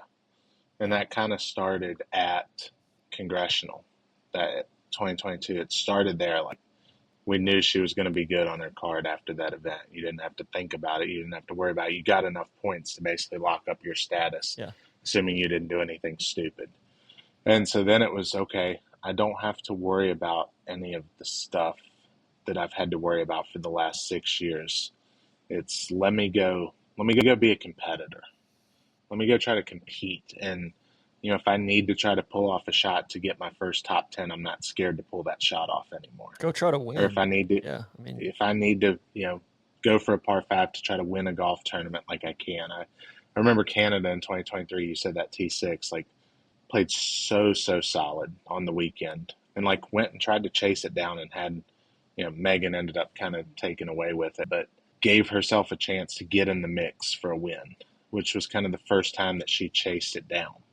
what is your, like, through that kind of stretch from Women's PGA 2022 to 23? Are you kind of getting burned out on your job? Or you like, all right, this is within Yeah. reach? Or, just I mean, kind of head down and yeah. let her take care of this, and if she keeps trending the way she does, then this will take care of itself. No, I mean, and she'll tell you, like, probably starting in 2019 or 2020, I joked about like quitting my job and coming out. Yeah. And I think I thought I was joking about it too, until I wasn't. I was a mediocre athlete, but I was an athlete myself. And so I understood the competition side of things and how much that takes out of you. And, I played a team sport, so I realized the value of a team. And I spent a lot of time thinking about how she was always alone. She didn't bring her parents out on the road with her, any of that stuff that a lot of girls do. It's, when she turned professional, she went out on her own and had to grow the fuck up. And as her career gone on, I kept thinking about the missed cuts and you had mentioned like an 80 in 2018, and like just having to go and sit in a hotel room with your thoughts after, blowing an opportunity or not playing your best. And that always wore on me, probably because I was sitting at home in my thoughts as well about it. And so I thought a lot about that. And then when she kept her card in 21, I really started to think about it. It's like, okay, she's making a little bit of money. Like, we're getting close here to where this could be a possibility. And 22, I think her earnings for that year were $299,000. And so, she's making a good living for someone in their late 20s after expenses, but we're not to that point yet where we should go one income. And then 2023, when she finished 15th at Baltusrol and made that $120,000 check or whatever it was, I really started to think about it. And so we got to July or August of last year, and I kind of said, hey, I've said this a lot the last 6 years, but I'm not joking. Like, I want to talk about what this would look like if I came out with you full time. And a lot of it was just to be together and to experience it. I'm not oblivious to, I look around this tour, and 31's old out here. It's not as old for an American, but it's still old on this tour by a long shot. I was at the Red Sox game last night with Alexa Pano's dad. Like, Alexa Pano's 20 years old and has been out here 2 years already. Yeah. Lydia is 27 or however old she is, and is probably retiring at the end of this year. You're telling me. I posted something of like, hey, it's so good to see this late career resurgence on the main No Laying Up Instagram account the other day. Yeah. Must have gotten 30 DMs from people of late career. She's 27. I'm like, dog, she's retiring in the next 3 years. Yeah, for sure. I mean, Lexi's I know Lexi very well, 29 years old or however old she is. She's done with the full golf schedule after this year. And I kept looking at Lauren, and, 26 comes, and then 30 comes. And it's just like, at that time, I didn't know. She wasn't a tour winner. She'd never had her card secured for more than the year that was in front of her. And it was like, how much longer do we have to do this? Will we sit and look back at this in a long time and be like, why didn't we do it? The only thing we can't get back is this time. And so I jokingly said, like, I'll write you a proposal of why this should work and why it will work. That proposal ended up turning into like a 3-hour phone call when she was on the road. And we talked through every bit of it. My initial goal was to come out here and kind of manage everything that was Lauren, Go to the gym with her, cook her food on the road, handle media, handle sponsors, whatever it looked like. Just Hunt down more kind of be the sponsors, right? person. Or like, get Yeah, back. lock down sponsors. Like, let's take advantage of you becoming a top 100 player in the world, and let me handle everything so you can continue to push your chips all in golf. Because what I realized is the more she kept pushing her chips in, the more she kept getting back. Yeah. Like, the more she kept getting in return for that effort. And it's like, all right, does she need to be worrying about like booking a rental car, or driving 3 hours to this event, or can I take some of that stress off of her plate? And if it doesn't work out, we'll figure it out from there. But I'm very much in my belief and the way I do things, I'm all in. And if we're gonna do this, let's go all in and see how fucking good you can be at this. And you know what? It's okay if it doesn't work out. I'll go back to work, or we'll go back to work, Yeah. if things don't go well out here. But like, you're 31, go figure it out, because we're running out of time. And maybe we'll fucking make it. Like, maybe it'll happen. Yeah. How different is your role out there than you thought it would be, than it was in that proposal? Entirely different. I mean, my first event out was Saudi. Yeah. Went over to Saudi, kind of did that, and then How was looped that? into the Asia swing. Just weird as Saudi shit. was, I mean, yeah, I'm from small town Virginia. I was lost. I was lost. She probably had to manage me that week because I was so out of place. But so we did Saudi. She missed the cut there, and it ended up like Saudi ended up being the best thing that happened to her, because she putted so bad in Saudi. And me being there, I saw it. She couldn't, it wasn't, I'm just looking at the stats cards and she can kind of paint it in a better light than it was. Like, I watched it up close. I watched her 3-putt from 2 feet. Can't explain it away. You're like, yeah. You can't explain it away. And so I called her college assistant coach that night and was like, we got to talk. Like, something's not right here. And so she was at such a low point after that, she kind of bought in, and we had that conversation, and he literally introduced her to one drill that has totally transformed her game. And, that's when things started to pick up. And so she putted pretty good in Thailand, and then she putted pretty good in Singapore, and pretty good in China. And, you saw the little incremental pieces starting to happen where, she was not having her best ball striking day and shooting 67 or 68 because she was holding a few putts. And it kind of slowly started to build there. And then when China finished, she split with her caddy, who was the caddy she had split with after Canada a couple years ago. She had rehired him, and then they split. And so she splits with him after 4 top 30-ish finishes to start the year.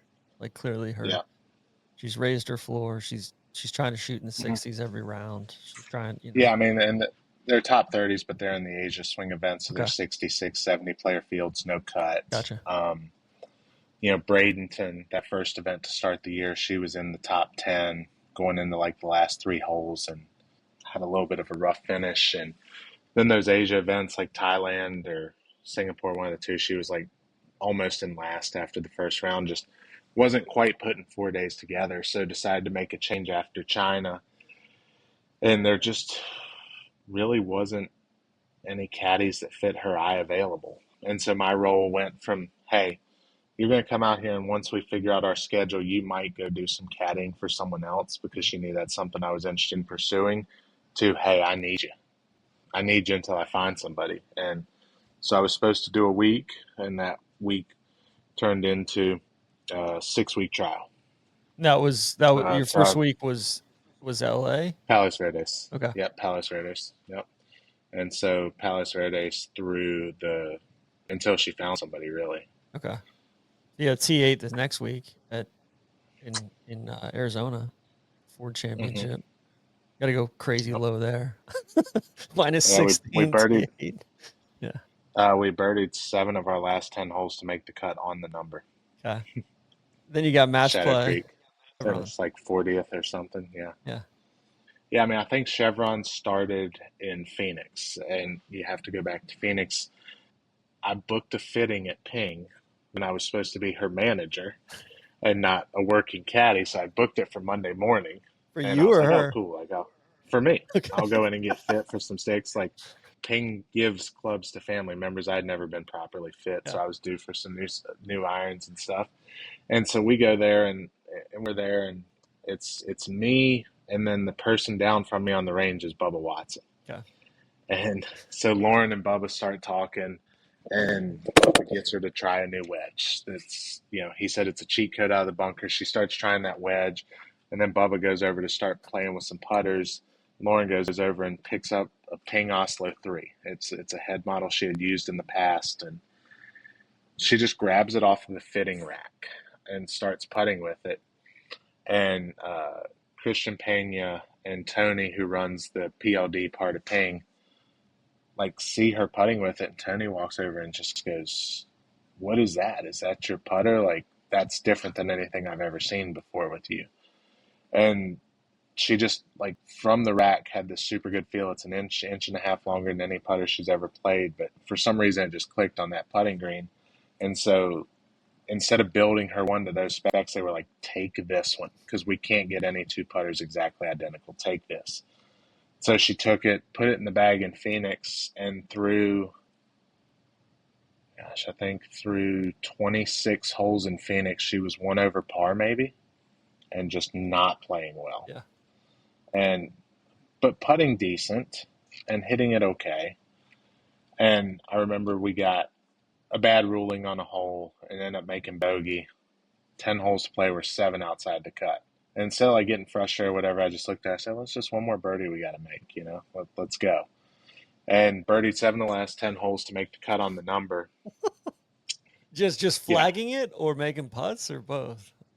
Just flagging it. Just flagging it. Got some really good numbers, a few good clubs from the caddy. Making a lot of 4-footers, 5-footers, 6-footers, but just, seeing putts go in the hole. Yeah. And so then the third round played okay, shot 1 or 2 under, but teed off in 52nd place, I think. And then went out Sunday, played the first 4 or 5 holes in even par, and she makes a 70-footer on the 15th hole. We started on the back. Makes a 60 or 70-footer for birdie. Then proceeds to birdie 16. So birdie 15, birdied 16, parred 17, I think. No, birdied 17, eagled 18. And so get to 18, coming off 18 green, and she's in T8. In golf tournament, leaders have not even thought about teeing off yet or thought about starting their warm-ups. Then proceed to hit it to 5 feet on the first hole, left the putt, birdie putt short, and ended up shooting 8 under that day and went from 52nd to T8. And, second best finish on tour at that point. Yeah.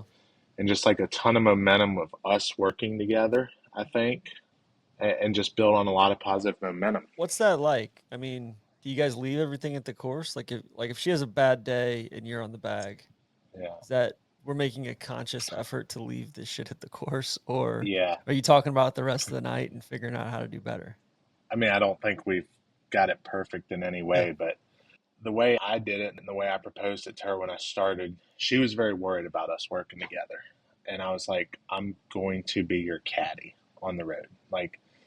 We're going to go to the airport, and we're going to go to 2 different rental cars, and we're going to be on our own schedules. And I'm going to work like you would expect your normal caddy to work. I'm going to be at the golf course Monday through Wednesday, sun up to sundown, prepping, watching you practice, prepping some more. And then on Thursday, I'm going to get to the golf course before you. I'm going to go watch a few players play a few holes before I meet you." And we just very much tried to keep it like a schedule she would have with any other normal caddy. But you're staying in the same hotel room. You got we're one staying in the hotel same room. hotel room. Hey, when you're back in the hotel room, it's like, "Hey, let's go get dinner together," or be exactly husband and wife. But once it's time to go to work, if we have anything to talk about from the day, it happens at the golf course before we leave. Okay. If something spills over into the night, that's okay, but it was very intentional. If something gets talked about at the hotel or the Airbnb, it's, "Hey, can we talk about this right now? This is on my mind. I would like to talk about it." And it was like asking each other permission if we needed to talk about something. Otherwise, it was done at the golf course, and when we left, Yeah. We were husband and wife. But this whole time, is it still all right? So after that, that kind of resets things. But after that, is it, hey, we're still looking for a long-term Yeah, caddy so here? it was really, really good, like, luck. So I was out at Palos Verdes that first week we were working together. I was out walking the golf course and kind of doing my thing on Monday preparing, and ran into Gregor Johnson, who caddies for Nasa Hataoka, really good friend of mine and Lauren's, and a really good friend of Terry McNamara's. And he said, "Hey, I know I'd said this in the past, but like T-Mac is interested in working with you." He was like, "I know I told you that last time, but what I didn't tell you is just call him." Yeah. And so, I told Lauren that night, I was like, "Hey, Gregor said Terry really wants to have a conversation about working with you." And I was like, and I think it's a great opportunity, and I think you should at least have the phone call. And so they talked the week of Phoenix and had a really good conversation. And Lauren, I talked about it, and I was like, look, I think this is the right move. I think this is what you want. This is who you want to learn from. Like, go see what having a veteran like this is all about. You've never had one that was this experienced. See if it's what you think it's going to be. And if it's not, you can make a change. Yeah. We can get back together, whatever it is. So they kind of solidified things around Phoenix, Phoenix into Vegas, and agreed to have a start date at Mizuho. Okay. Insert Chevron, which is Yeah. So yeah, I mean, yeah, weird. And yeah. So T3.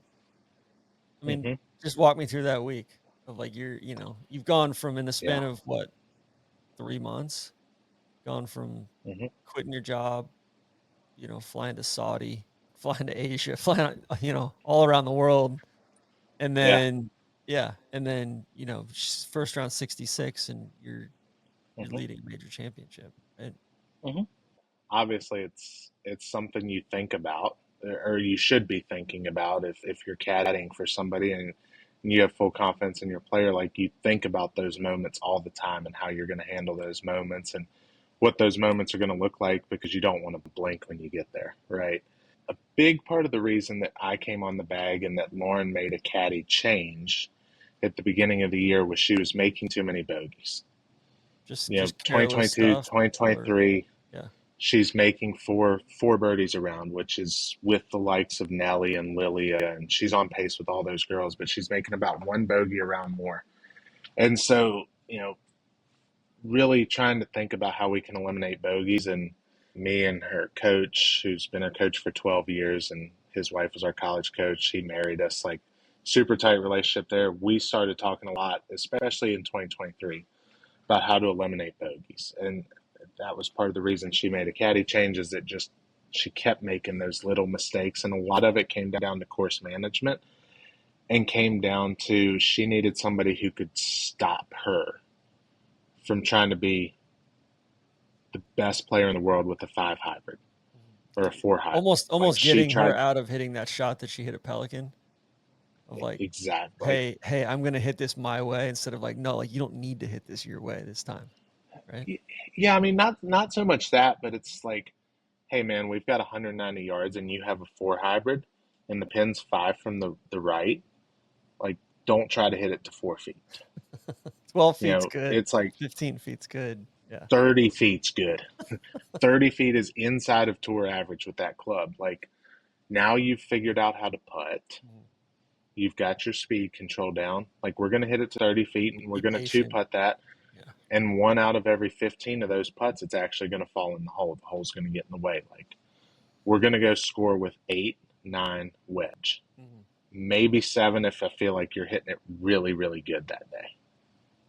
Once we get 6 iron, 5 hybrid, 4 hybrid, we've got to temper it back. We've got to start aiming to the center of the green and being aggressive to that target. Yeah. And so that was kind of a big thing for us. And I think it's a big reason why Lauren and I have had success together, especially at major championships, is, Chevron is a hard golf course. And you look at that leaderboard and you look at the scores, and, if you're at 5 under, I think you top 10 that week. Yeah. And so, She's really good off the tee, and it's like, there's just Yeah. all sorts of shit, And especially on that back nine off the tee, and then long exactly. irons into It's greens like, and all that. Yeah. yeah, long irons, hybrids, woods. It's like, okay, we got to be strategic about where we pick off our places at this golf course and trust that if we eliminate bogeys, if we have a good week, we might make 3 birdies around, 4 birdies Yeah. around. At the end of the week, if we can keep our bogeys 1.5 around, we're going to be in contention. And so, obviously, 66 on Thursday, leading a major. I think we were like one of the first tee times off that day. Like it just Yeah. catches everybody by surprise. It caught her by surprise, but I think we're bogey free too. Yeah, you were. And she hit some shots, and we made a lot of really good decisions as a group, and didn't chase the issue, didn't force the issue, and so we didn't have that bogey or that mistake that stalled out the round. It didn't turn 66 into 69 or 70, and you're kind of, oh, it was a really good start to the tournament. Yeah. Now it's like, hey, now we're in it. And then I feel like that's an analogy for the last year and a half, generally speaking, too. It's like, hey, you didn't have to worry about your status going into this year. Yeah. Cool. You can focus on how to go make putts, or how to, figure out your course management, or how to improve your game versus just trying to survive and stay alive out here. Right. Exactly. Yeah. Yeah. And then what'd you learn that weekend at Chevron? Just both about Lauren and about you, because I feel like it was kind of, you back up a little bit on Friday with the 73, and Yeah. then kind of close strong there towards the end. Yeah. I mean, I thought Friday was really the epitome of what we were trying to work on, and the reason I think we started working together is she did not hit it very good on Friday. Her golf swing just wasn't there, but we only made 3 bogeys. Yeah. And that golf course, when you're off, you can make 6 or 7 bogeys Those very par fast. threes And looked so hard. the par 3s are brutal. I mean, we intentionally missed the green on the 3rd hole once or twice, like just to give ourselves the best chance of making par. But she made three bogeys that day, and we clipped off an eagle on the 8th hole. But it never felt like we forced anything. It never felt like we were chasing anything. It was very much, okay, at the end of this day, there's going to be 36 holes left in this tournament. We just need to stay in the fight, stay in the fight, stay in the fight. And, everyone in this tournament is going to have an off day. Friday's just going to be our off day. Yeah. But our off day is going to be even par or 1 under. It ended up being 1 over, but just hoping it was even par or 1 under. So stayed patient, and just kind of got through it. And I thought that was huge. That was a spot in the past where she would shoot 75 and kind of fall into, well, Or make now a I'm just triple hoping to have here a or nice there, week. and Yeah. force one in. Yeah. Yeah. And then coming down the stretch, I felt like it was just really cool to see you guys. Like, that was when I was like, man, like, John's out on tour. This is awesome. Yeah. It was, I don't think we made any mistakes, really. I mean, she played super solid. She did a really good job on the 10th hole. I made a call on a club, and I got it right, which is great. It's whatever, but she did not agree with it. Okay. And the fact that she trusted me enough to step up and hit a committed golf shot was really cool to see. It was like, okay, we're getting somewhere in this relationship, in this working relationship. And the fact that she trusted me to make that call in the moment was really cool for me to see her do, right? And similar situation on 12. She let me make a call on a club when we were in between, and she hit a good shot. And like, I'd always told her, and I told her leading into that day, I said, your job is to go play golf. My job is to think, and you need to let me think, and you need to be an athlete and go play with a clear head. And that was the first time I think she's kind of done that in the situation, right? And I think it was big for her. And then walking off 12 when she made a par, a really good par or whatever, and she knew she was in it. Yeah. And she told me she was nervous, and she told me that she was starting to feel it a little bit. What's she and we like kind of under the talked through it. gun? Does she speed up? Does she like how do you She tell? gets so fast. Yeah, Okay. she gets so fast. She tries to make a decision before she's got a number. I'll catch her all the time. She'll like put her hand on the iron. She thinks I'm about to tell her to hit. Like she just Bad poker face. exactly. Yeah, and I mean to the untrained eye, people probably don't see it, but to anyone that's been around there, like you can just see the process start to speed up, and then that lingers into her swing. She gets really quick with her swing. You know, she doesn't give herself time to get deep in the backswing, and she ends up usually hitting like a big pull Mhm. because she just gets quick and over the top of it with the square face. But then on 13, as soon as she told me she was nervous, we were on 13, a par 5. She hits driver 3-wood and hits it to the very back right of the green and has a 103-foot putt. I paced it off. And she hit it to 2 inches and tapped in for birdie. I just walked up to her. I said, if you told me you're nervous and can lag a putt to 2 inches from 100 feet, then we're going to go win. Yeah. And then she birdied 14. I saw her catch the leaderboard. Yeah. Yeah, I saw her catch the leaderboard. And she saw she was in second, but it was showing her group, not the leaderboard. And I told her Nelly was at 16 under and we had to birdie the rest if we were going to go catch her. Nelly was at 12 under. We were 2 back, but I didn't want her to know that. Yeah. And so I told her that we needed to go birdie the rest. She hit a super good shot on 15 and almost made the like 30-footer. Then bogeyed 16, 17, which were just unfortunate. 16 is one of the hardest holes on the course and just missed our spot on 17. But then to see her come back and, you know, when we went just over the green in 2, the first thing she said to me is, you know, I've got to make this chip to have a chance to win. It wasn't let me get up and down for birdie to try to improve my finish or to have a good week or to make protect more the money. par to make Yeah, to protect a top 6 instead of exactly. Yeah. And that was when I was kind of like, fuck yeah, like okay. the mindset has shifted now. She's ready to go try to win. Yeah. And she gassed the chip 12 feet by trying to make it, but then she stepped up and hit the comeback, and it's like, yeah. Dude, like, you'd almost this rather is it it. happen like that to, you know, for the long term 100%. haul, right? Yeah, That's the thing. It's like 100%. I feel like for the last however long, it's like, man, like I'll tell her this, you'll tell her this.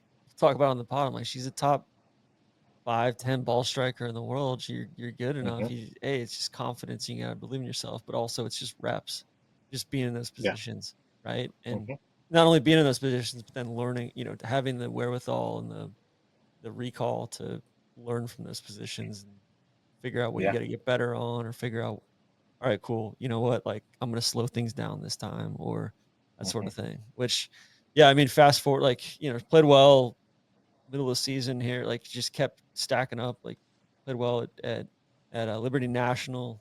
So Terry starts that week. Yep, Terry started at Liberty. Okay, so you guys just committed to that, and you said, hey, we're, you know, Yep. Terry, and then yeah, it was super funny. So Lauren and Terry had been texting like every day since they had decided to start working together just about things. And Terry went silent after Chevron for like 3 days. And we're talking to Stacy at Wilshire, just shooting the shit. And Stacy had known that Terry was going to start. And Lauren's like, This yeah, I is haven't Stacey heard Lewis. from him. Yeah. And Stacy goes, yeah, Lauren, he's probably waiting for you to text him and tell him he still has his fucking job. He's being respectful and giving you the opportunity versus yeah. I was like, yeah, go ahead and send him that text. Yeah. And so she did. And then, of course, he was like, okay, I was just waiting to make sure. Okay. And so he started at Mizuho. Has worked the entirety of this year with the exception of Evian. So, all right, so let's go. We'll land the plane here soon. So then you take a step back. Yep. And are you like, all right, cool, I want to go caddy for somebody else so I went immediately? Or are you yeah. like, hey, I want to take a little break and then I'm going to, you know, Lauren's stature's changed, or I'm going to try to line some things up and do manager stuff? Yeah, I mean, immediately. I mean, I got the itch. Yeah. Itch Chevron. Like I told Lauren, the only thing I want to do now is I want to win. I'm going to go work. I'm going to go start working. And so it was funny. We had played with Maya, who's a good friend, that week, and her caddy Hadley had to go to a wedding with his like best friend. And so I told Maya, I was like, well, if you need somebody, I'll do it for you at Mizuho. It's perfect. It's my first week Lauren and I split. And so Maya, hired me for the 1 week or whatever. I worked for her all week. She showed up on Monday and hit 3 golf balls and told me she was injured, which was cool. So, I think we hit 8 golf balls and walked 9 holes that whole week. She withdrew Thursday morning with injury. And then there was kind of the food poisoning thing that was going around that week. Yeah. And I think 10 players ended up withdrawing. But I got a call from Perrin Delacour. Okay. Her caddy got sick and is from France. So he flew home to make sure he had medical care and didn't get stuck in the U.S. or anything Having like to pay that. for it. So I worked, yeah. So I worked the whole week for her. I met her 45 minutes before tee time. Got her carry numbers on the way to the first tee and caddied for her for 4 days. And she finished, I think she finished like 34th or something. Okay. And that was my first percentage check as a caddy. That was the first time I had been paid for my work and my services, but that kind of gave me the bug. Like, hey, I can go do this with another player, Yeah. And then after that, have you been bouncing around or? Gosh, I'm trying to think of what was after Mizuho. It was I might have. Mizuho, Women's Open. Yes, I didn't work the U.S. Open. This year was Lauren's first U.S. Women's Open. I wanted to be a spectator Okay. for that and kind of enjoy that week with her. And then, so I started working for the girl I work for now, Gina Kim, directly after that, starting at ShopRite. Okay. And so I've done everything with Gina, with the exception of I worked KPMG because she wasn't in. I worked for a girl, Robin Choi, a rookie. Is a long-term goal to take over for Terry once he's ready to hang it up, or is Terry gonna ride this I have no this idea. bag as long as he can? And you're I mean, you're like doing your apprenticeship right now. yes and no. I mean, so Terry's not working this week in Boston, and Terry's not working the Asia swing Okay. for Lauren.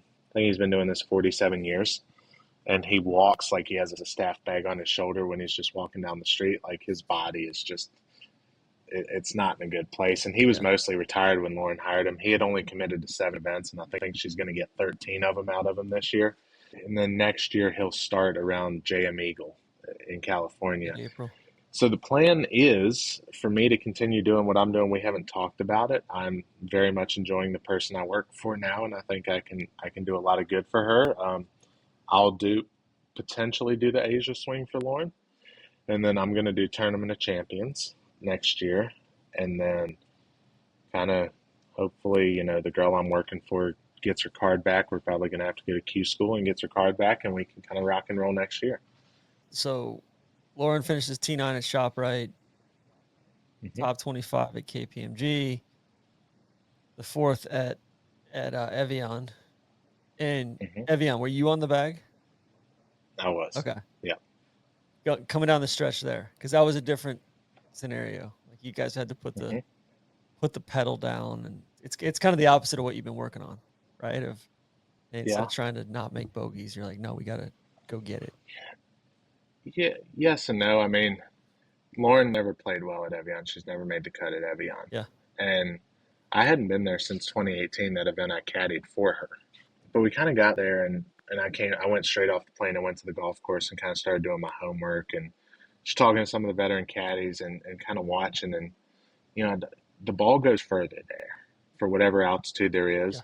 And the lake has a massive effect on putts. It's that old thing. If putt breaks towards the water, well, everything breaks towards the town of Geneva. It doesn't matter if it's on a 3% slope the opposite direction, the ball's breaking towards the town and the lake. So I went out and did my homework, and Lauren and I thought about it all week because I'd keep handing her one less club, and she's like, I don't want to swing hard. I don't want to swing hard. I don't want to hit a full, I'm like, she's getting like 8 more yards out of a 54-degree wedge. And so we thought about it all week, and finally she had done it enough times in the practice round to see that the ball goes a half club further, and it just is what it is. She didn't have to do anything different. And it was weird. Like last year, from what she had told me, the greens got super, super firm and baked out at Evian, and this year they were pretty soft. And so it was kind of one of those, like we had to go on offense from the jump, which is not how most players play Evian. I don't remember where we were after the first round, but I know she played super solid the Shot first 65. round. We got yeah. Yeah, so 65. I mean, 6 under in first rounds of majors, I guess, is just kind of my MO for the year. So I reminded Terry that I had him by like 9 on first rounds of majors with Lauren this year. But yeah, got off to a super good start there. think it was the same thing. Just played okay on Friday, which was okay, you know. Yeah. And then Saturday, kind of Lauren, the dog, showed up in Lauren and kind of went out and made a charge for that final group and made eagle on 18 to get in the final group. Another Which, 65. Yeah. Yeah, another 65. I mean, that conversation kind of got run on TV, but Lauren and I had I would say, a passionate discussion on whether to go for the green or to lay up. To be fair, it was one of those, if Chevron hadn't happened, we'd probably lay up. Yeah. Because it was a hard shot. It was a five times out of 10 shot. But having that comfort of where the season had been, and probably the fact that I was only working for a week this time and didn't have any Hey, repercussions. Terry's back next week. You know, he can Terry's clean back. up that It's his decision. problem. If need be. Yeah. But that Saturday, we were a couple shots back of the lead and had a really good number. It was like 200 to cover the front, but a super hanging line. The ball was a few inches below her feet. And she wanted to lay up and hit 9-iron, and we kind of talked about it. And she went for the green and hit it to like 18 feet and made the putt for eagle. And that jumped us into the final group, which I thought was huge. Yeah. And that was what was in my mind when we were on that hole is, hey, if this goes in the water, like we probably get it up and down. At worst case, we make bogey. We're in the top 10 going into Sunday of a major. But I thought after Chevron and the way she kind of answered the call, I thought it was really important for her to get in the final group. And I didn't think birdie would get that done for us. I thought we had to make eagle, which was just, I thought she could pull off the shot, and I thought we might have to pull that same shot off on Sunday to win. And I wanted to see if she could do it again. So I had a few choice words that the Golf Channel caught on a hot mic, and Grant Boone got his fun with that. But I think the coolest thing is, when she hit the shot and it landed and, the crowd kind of went nuts and she had that 18 feet for eagle, you kind of see, if you watch the clip back, you see her I give her like this huge high five. But I kind of like poked her in the chest. And I was like, you're a fucking dog. And like, you got to know that. Like, you just stepped up and hit one of the hardest golf shots in a very pressure-packed situation. And I wanted her to know that going into Sunday, that she could pull it off and that she could go win. And she kind of did. I mean, she birdied 2. Sunday, she had a really good up and down for par, birdied 2 and 3 to get to solo lead, maybe, or tied for the lead. Yeah. And then it was tight out. Like even coming down the stretch, I mean, it's like getting caught on the wrong side of a ridge here where it's like 50-50 ball, right? Where, rolls down one way, and it's like, man, but like, I don't know. I truly feel like, all right, if you don't, like, if she doesn't hit that shot on Saturday and get in the final group, she's less comfortable 2 weeks later in Canada. I agree. In the final group. It's like, it's all this incremental progress that adds up to, wins and big things of like, but it's just like for prodigies and for people that, for people like Rory McIlroy or Lydia Ko, like that shit just happens. But other times there's like 28 steps in the process. 28 obvious steps in the process, and then like 28 steps within each of those 28 steps, And the thing, TC, that we talk a lot about with Lauren's coach, and that him and I both harp on pretty extensively, is like, we got to take the end goal out of mind here, and let's stack good days. Let's stack good weeks, especially, you look back to 2018, 19, 20, whatever, when you're kind of down in the dumps. It's like, well, you can't really think about keeping your card or getting back to the LPGA Tour. It's like, let's just have a good day today, and then let's have a good day tomorrow. Yeah. And then let's stack those days, and then those days turn into weeks, those weeks turn into months, and now, those months are turning into what hopefully is years and a career's worth of good weeks. Yeah. Coming back from Evian, going to Canada, Terry's back on the bag. You're like, all right, good things are ahead. She's playing so well right now, or is it just? Oh yeah. Yeah. No, I mean, it was pretty obvious. I didn't think she'd have a hangover because she took Toledo off. I think if she'd have gone straight to Toledo and played that next week, I mean, Steph Kiriakou, who finished second that week and was a huge week for her, went to Toledo and missed the cut. And I think she might have withdrawn like after the first round, but I thought it was good for Lauren to kind of have that week off and to have that time off and really to have some time to herself because I went to Toledo and caddied for the girl I work for. So, Lauren kind of had time to go home and reflect and sit with her thoughts and kind of Just think about it. But the just play biggest thing, some Fortnite or yeah, just like, go have a beer and play golf with some of her friends, right? It yeah, doesn't matter, yeah, you know? Maybe pick up the guitar and try to learn a new chord or something like that, yeah. Just do something that's not major championship final group pressure and stress and, Yeah. all that. And we talked about a lot after it happened and I told her this, she did y'all's podcast, Yeah. the main podcast. And I told her, I said, Lauren, at Chevron, you told me you were nervous and we made a run. I said, I didn't know you were nervous on the back nine at Evian until I fired up the podcast and listened to it. I had no idea. She hit it, which is fine. I get that, but I've known her as well as anybody in the world does, and I couldn't pick it up. I thought she was just cruising. And so I told her, I said, look, if you're going to go get it done, like, you've got to share that information. It's what you and Terry and you and I talk about all the time is letting that emotion out And it's and figuring getting it out it's there. him, like, sharing with him, hey, here's a variable Yeah. that we're dealing with. Yeah. I need to let you in and know that, Yeah. like, And so I told her, I said, like, Evian's done yeah, and you didn't lose the golf tournament. We caught a bad break, but if you're going to go get it done, you need to be honest when you're feeling those things. And, I think she did a really good job of that, of expressing it to me when we were in the hotel the night before and, just talking about what the day was going to be like the next day and, making sure that Terry was plugged into the entire situation and he knew what he was getting. And, of course, he's going to handle it well. He's probably the best caddy that's ever been on this tour and does a fantastic job. But, just getting that out there, I think, was huge. And, again, where Chevron was a learning experience, Evian was an even bigger one. Yeah. We were much closer than Chevron, even though we finished in a worse place. It's just funny. Like, it feels like that. Yeah, it feels like that Canadian Women's Open win happened, in the preceding 6 months. Right? It's like all that stuff that added up, and then she applies it Yeah. and puts it into practice. You were in the field Gina was in the field that week. Yep. Caddying, and all right. So what's your weekend like? Did Gina make the cut, or were you?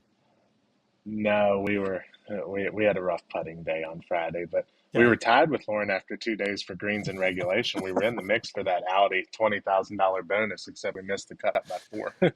We had a TC putting day on Friday of Canada. 41 putts, 15 greens, Old 41 putts, TC. 79. Old TC. So yeah, I mean, any point on Sunday, especially when you felt like, all right, this is a new Lauren, or this is, she's turned over a new leaf, or she applied something that Yeah, I think. I mean, she made a couple big putts that week for par or bogey. Like on 6, she made like a 25-footer for bogey after kind of making a mess of that yeah. hole. And it was like, Was that the wedge that she left that short on the par 3, she. or was No, that it's the later one. on? It was the hole where you hit like 6-iron off the tee and she blocked it in the right rough, Yeah. punched one up into the front bunker, flubbed the bunker shot, gassed the chip by, and then made like a 25-footer for bogey. I thought that was a big moment, but also I thought, she did a good job of staying patient all week. And, she missed like a 4-footer for birdie on 4, the par 5. But like from 100 feet away, I could see it hit a spike mark and jumped up in the air and just dove across the hole. It wasn't her fault. And I think in the past she would have let that get to her, but she didn't. And she steps up on 5, which is the hardest par 3 of the week, which she birdied, I think, all 4 days. But she hits 5 She did hybrid the to par like 2 3 inches. so well. It was crazy. Yeah. She just Yeah, fed she them almost bunkers. hooped a 5 hybrid for 1 right after missing a short birdie putt. It's like that's the maturity. And it's not like she went chasing after this hole. She hit the proper shot, used the slope, and brought it down. And if she had missed that shot, it was always going to be 20, 25 feet. Yeah, and then just going from there. I mean, so yeah, you guys obviously, I'm sure it's like what's that feeling like for you that night afterwards? Surreal disbelief, or just like almost like, you know what, Yeah. like this has been a slow build, and I knew this was going to happen, and just trust the process. Yeah, I mean, I think think you always have belief, but I don't think you're ready for it. Mhm. You know, I don't think you're ready for the moment when it all culminates, right? It's because realistically, what it is it's 7 years of everyone in her corner sacrificing for 20 minutes of a dopamine hit, and like you hear your friends congratulate you, right? And then it's kind of over. Like it's the next week. Yeah. Like it happens again. I told Lauren, I was like, the only thing you need to really prepare for is to get announced as a winner the next week in Portland, because they're going to announce you as a winner on the first tee. And I was like, I don't think it's going to sink in until then. And it didn't. Like it still hasn't, I don't think. Like nothing's different. Well, that's good, right? It's cool to It means see. that it's like Yeah. she's hungry, right? She's got that dog in Yeah. her. Like, I mean, she Yeah. goes to Portland next week, finishes T9, kind of runs out of gas hmm in the final round, and then a week off, and then you guys go to Scotland and win on a different continent on a completely different style of golf, and it's like, holy shit, man! Yeah. Like, that's like, all right, that's like, cool. Like like it was like Canada was like level 1, and then it's like this is like Yeah. level 3 unlocked.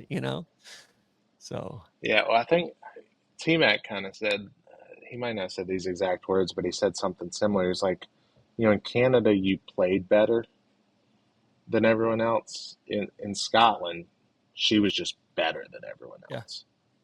Like it was a different level of golf. It's I mean, just seeing I the don't know how to putter, explain it. seeing the 6 or 7 one Yeah. putts down the stretch, like seeing Yeah. that versus She was just where she was at, like you were talking about the China event, Blue Bay, and like she yeah. putted like shit, or Saudi, she putted like shit. It's like, all right, like how Yeah. far? Like, man, I Oh need yeah. I need that putting drill. That's what I need. I'll We'll get take that that from you offline. We'll offline. take Yeah, that off. Keep that behind the paywall. But we're it already was the behind the first paywall. time. That'll be behind the I Megan know. nest. But that's another paywall, yeah. Yeah. But it was just the first time where it was like you were never not gonna win. Like from day one. Like I watched her play and I was like, she's gonna win. Yeah. She was just better than everyone else that was there. And one of the girls that played with her in the final group, we're good friends with both Megan and Esther. I won't say which one said it, but one of them told me like, yeah, I kind of knew after the first like 9 holes that I was in trouble. I didn't have what Lauren had that day or that week. It's like if you can go out in a final round Yeah. and instill fear and doubt in your playing partners, that's when you're starting to turn the corner and get on a different level. Yeah, that's what happened. It's just like she hit the shots, and when she missed the shot, it was always going to be an up and down for par. She wasn't giving them back. Yeah. No, that's where it's like I've thought, oh my gosh, like you were better than these people. Like, hmm Yeah. whether today or just generally speaking, like it's Yeah. no, it's a what do you think? I mean, what's, I don't want you to speak for her, but like what are Team Coughlin's goals for the rest of the year? Like I know you got Solheim coming up. Yeah. Is it finishing the season strong after that and going to Asia and trying to put an exclamation point on it? Or is it Yeah, hey, like man. resetting after the year and saying, hey, let's work on some things that have kind of been on the back burner for the last 6 years, and Yeah. try to truly unlock something. I mean, I think it's a combination of things, right? Obviously, Solheim's huge, and managing that, being in our home state and an hour from where we live, and being a 31-year-old rookie is going to present its own set of challenges. And I think all Lauren's thinking about right now is how to go win a point, Yeah. how to get a point for the U.S. And whoever she plays, how is she going to get it done? Not worrying about who she's going to be paired with or what format she's going to play in, but hey, when I'm called, like I got to go get a point. And every goal stops at Solheim right now. Outside of that, it's going to be your first tour championship. That's one of those where I truly, Solly, do you know what they pay last place? Because it's sick. Yeah. But like, it'll be your first tour championship, and that's going to be a huge deal. Just to be one of the top players at the end of the season. and to go in there in good form is going to be really cool, hopefully, to sustain that. And then, we'll kind of see where the schedule shakes out, but it's nice getting to start off with TOC next year. What's been the kind of the coolest, most unexpected thing on the road for you just over the last 6, 7, 8 months? Yeah, I mean, I think, the coolest thing for me is I think how many relationships that we, Lauren and I, have out here that have matured with me being out here more. I mean, you know Lauren, she's likes to be by herself and do her own thing, and she keeps her circle very, very tight, and that's kind of the opposite of my personality. I like to work a room and talk to everybody, and just the amount of really, really good friendships that we've made for the first time, I think, is a little bit different. There's a lot more people that we consider close friends out here now that we spend time with away from the golf course, and kind of, I think, going back to the whole, you don't know how long your career is going to last out here, like realizing that we get to live a very, very cool lifestyle, and that, taking advantage of that and enjoying it while we have it, because it's not going to be forever, I think has been just as important as kind of the wins and the on the golf course successes. I think she's finding that, and we're finding that happiness outside of a tee time or a Thursday through Sunday kind of grind. Yeah, it's crazy that you're not even through your like a full season out there yet either. Yeah, I know. gotta- It feels like I've been out here forever because Lauren and the girl I'm working for, Gina's, not having her best season, so she's in a totally different category of events, and I've kind of worked some of the events for Lauren that she wasn't playing in. I have been to every single LPGA event this year, I think, except for one. Like, at the end of the year, I'm going to be at over 30 events. Yeah. What is I'm your, exhausted. how does it work on the LPGA just finding a caddy? Like, let's say you weren't caddying for Gina. What does Yeah. it look like for her to go find a caddy out there? Yeah, I mean, so the caddies kind of have like an association. It's not like a union or anything, but we have like this association. And so that's where a lot of like open bags, both players looking for and caddies looking for, kind of get posted. And then it's kind of on the players to reach out to their circle of caddies, their friends that are caddies or their group, and hey, who's available? And it's kind of all word of mouth, right? Some players, especially foreign players, handle it all through their agent, but especially for the Americans and most of the Europeans, everything's kind of getting handled by word of mouth and like, hey, I'm friends with John. I'm going to ask John who's available, and I know that he'll recommend a couple people that would be worth talking to.